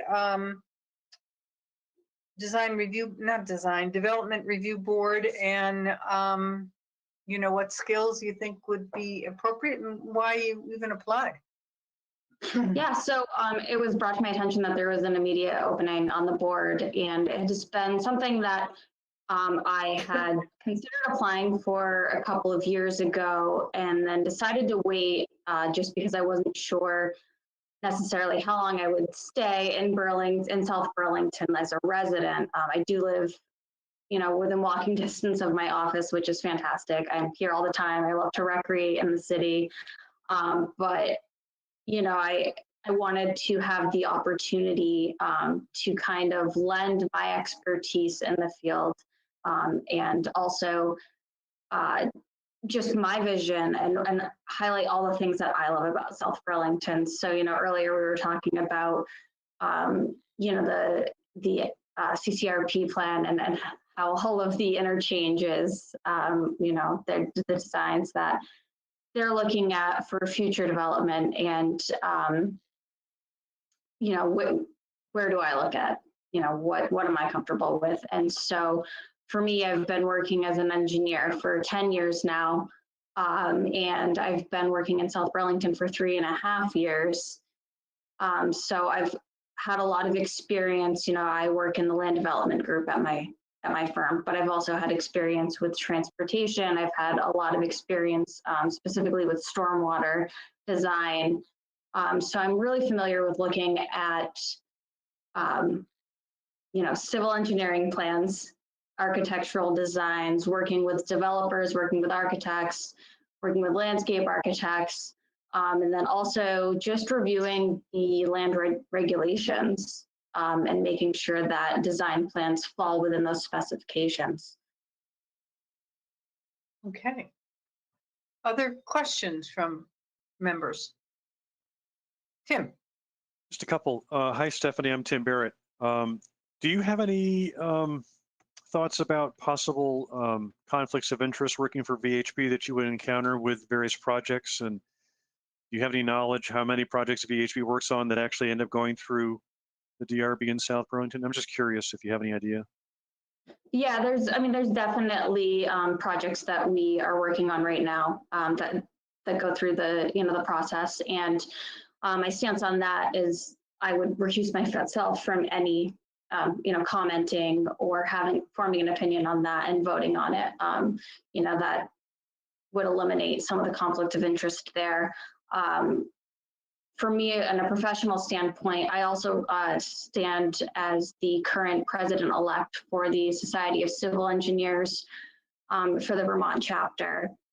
And, that's something that we always look out for the public interest as well as the interest of all, the engineers in the state. So I'm certainly aware of that, not trying to, have an influence over decisions on projects that I'm directly involved with.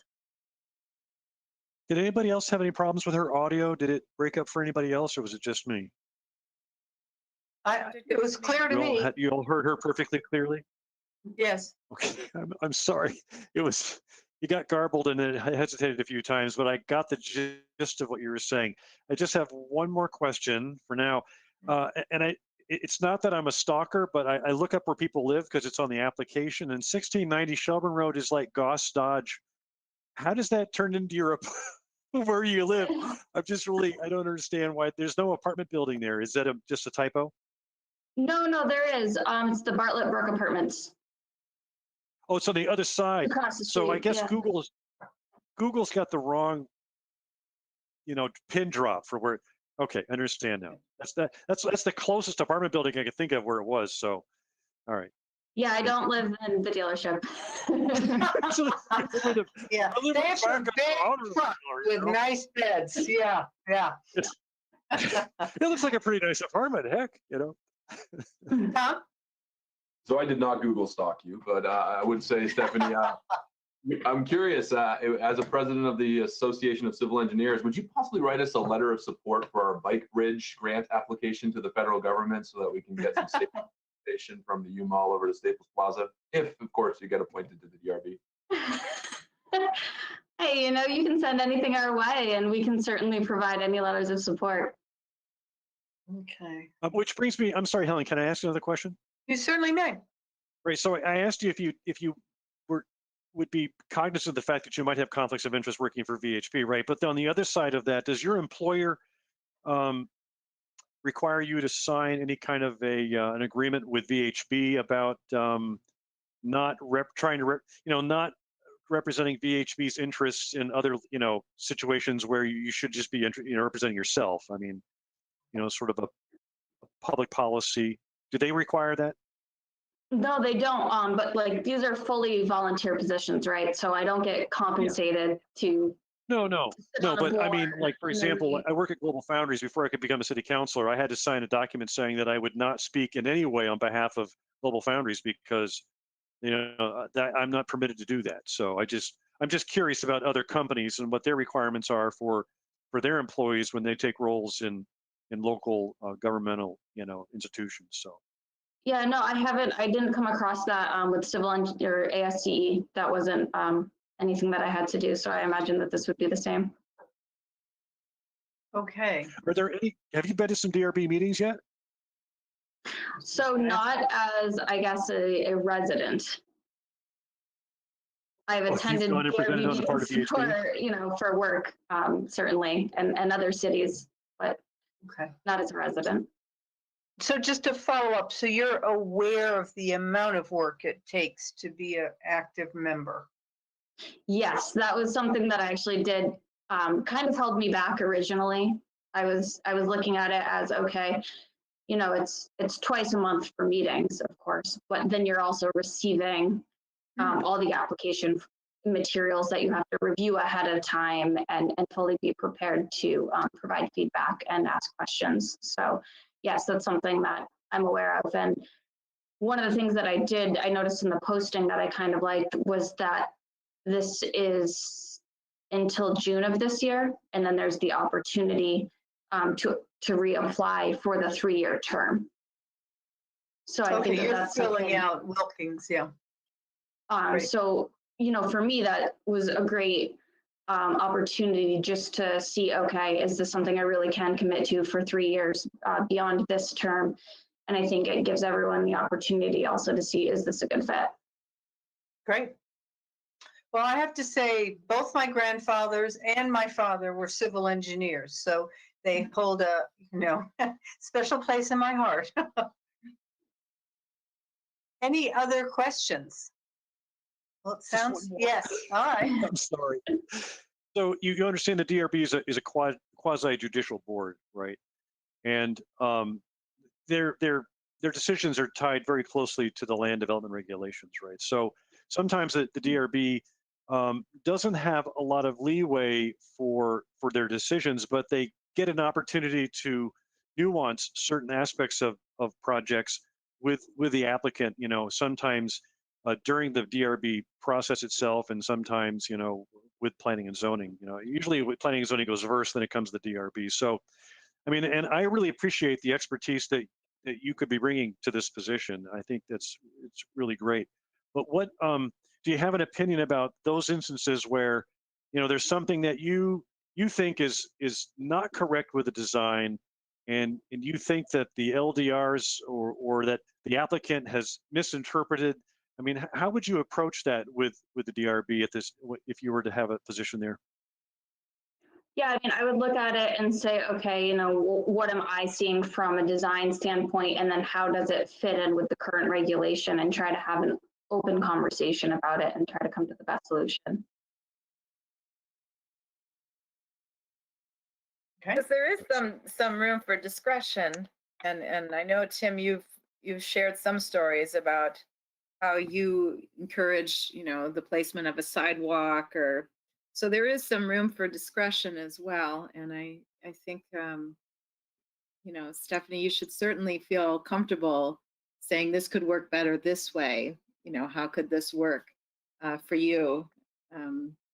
I think that is that what you're getting at, Tim? Or yeah, I mean, so the DRB is constrained, but it really is the last chance for design to reach its optimum position before it's frozen and then implemented in concrete, steel, and brick and wood and whatnot. So you are taking the interests of the Planning Commission's regulations that they created, that the City Council approved, and applying them to a design. But at the same time, you're also a citizen of the city, right? And you also have your own design interpretive skills. And so you really need to try and, this is my opinion, right, is to, within the boundaries that you're allowed, push the designs to be what's the best for the city. And that might mean for, for the residents, for people that want to rent, for, people that want to travel, whatever all of the considerations are, traffic, aesthetics, design, functionality, energy efficiency, that kind of stuff, right? So it's the last attempt where the rubber meets the road, and you're one of the 7 people that vote on that final design. So I just want to impress upon you that fact. Okay. Do you have any questions for us, Stephanie? No, I think, thank you for your time. I really appreciate having this opportunity. And yeah, I was just here to answer any questions that you might have. Okay. Well, I appreciate that. Megan, were you going to say something? Just thanking Oh, her for stepping okay. up, and for this is the an important commitment that we have given to several members of the public who have given hours and hours of their time, and you seem to have the background for it and the willingness, and that's just a great thing for the city. So thank you. Okay. Tom. The person whose seat you might be filling has the best light show, Christmas holiday light show in the whole region. So we hope that you continue that tradition and be sure to decorate some part of South Burlington.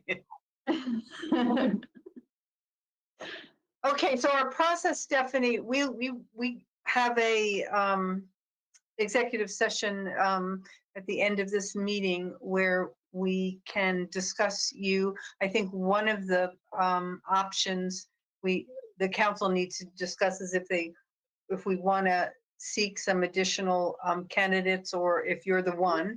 If you're the one, we'll let you know. We'll come back into session and announce that, and we will let you know. And as soon as possible, you'll be able to join the Development Review Committee or board. Great. And I think you do get paid a stipend, but it's not, you can't live on it.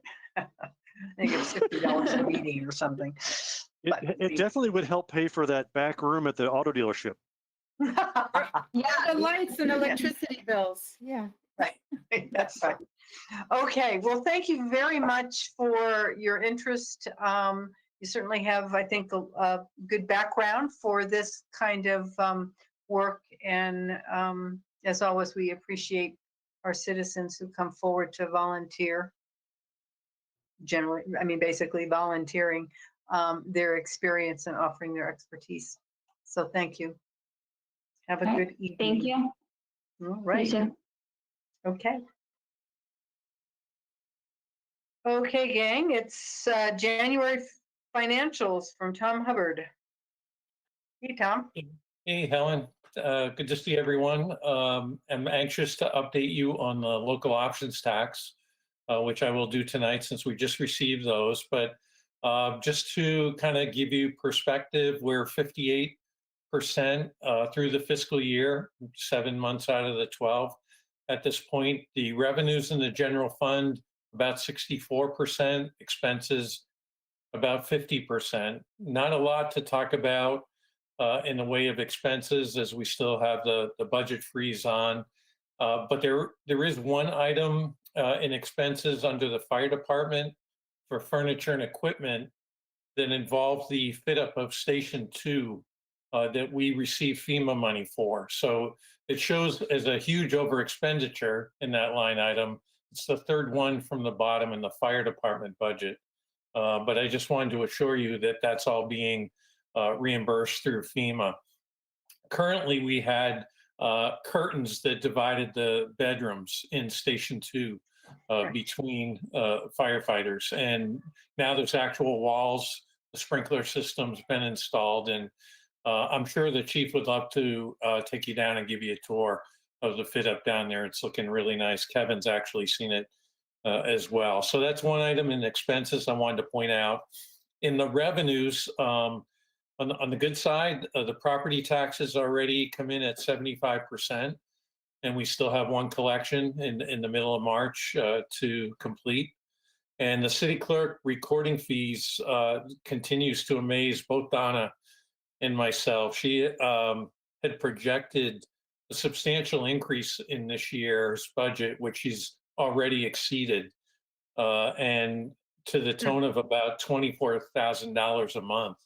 So that's going to help us with some of the shortfall in other revenue areas that we are projecting, which we continue to watch. I've mentioned to you before, our building and sign permits are down. The fire inspection revenue, electrical inspection revenue are both down. Ambulance billings coming in a little bit slower than we wanted to.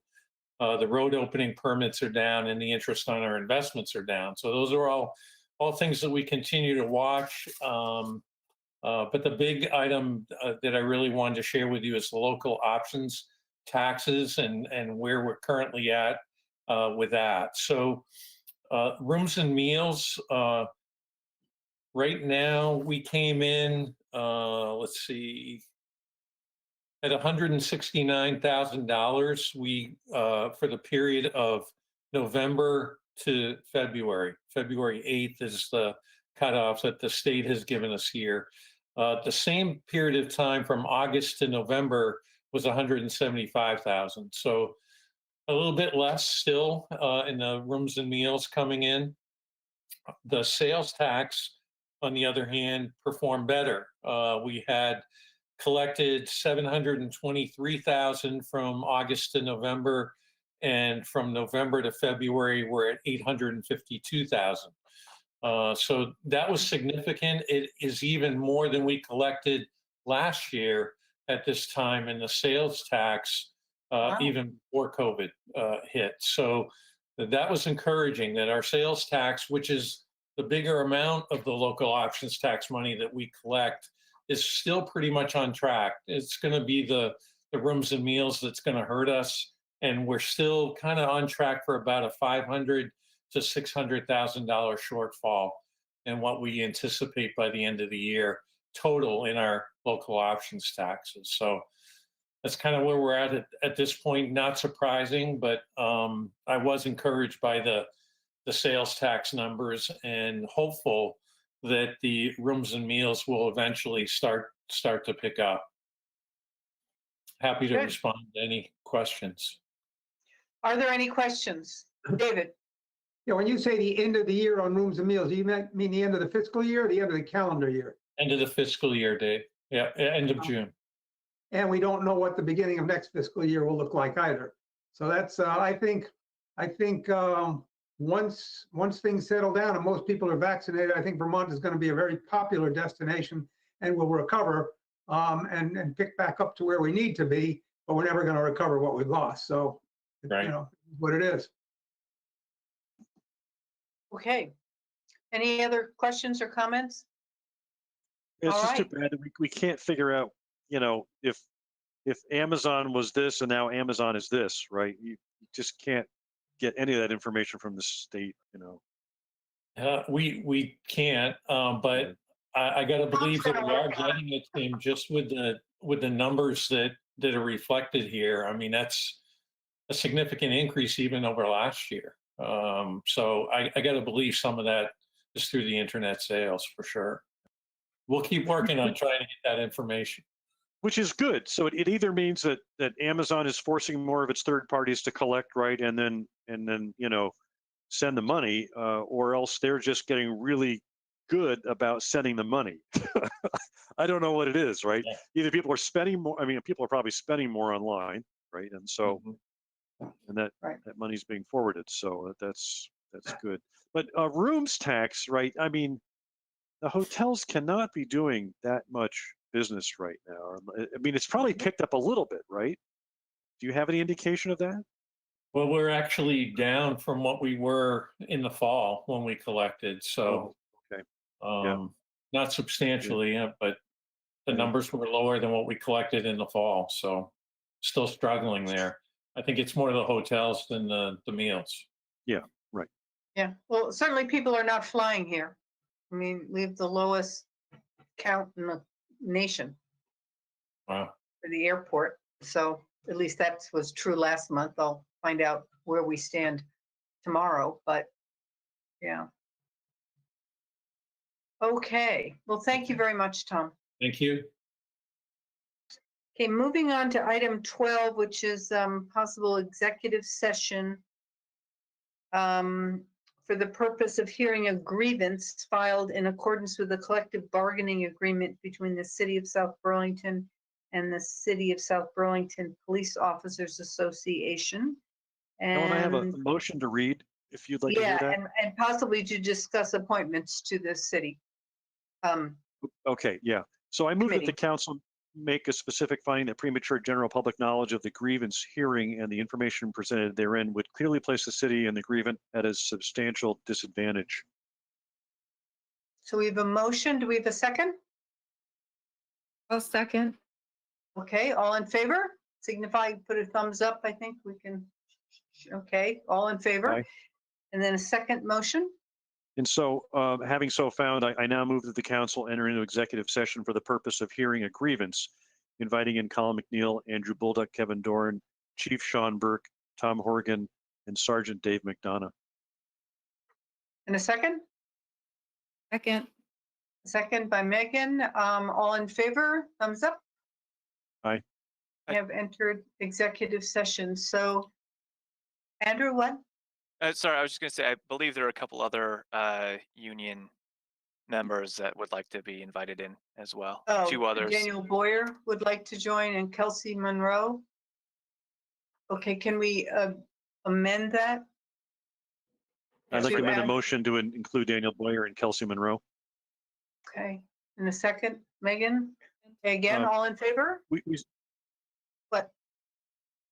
We still have Barb's service if Barb could leave. Right, I or was if just, the somebody next could- one is to ask Sue. So Kevin, I think, can ask people to leave. Town meeting needs to leave. She left. She left. Yep. No, town meeting hasn't yet.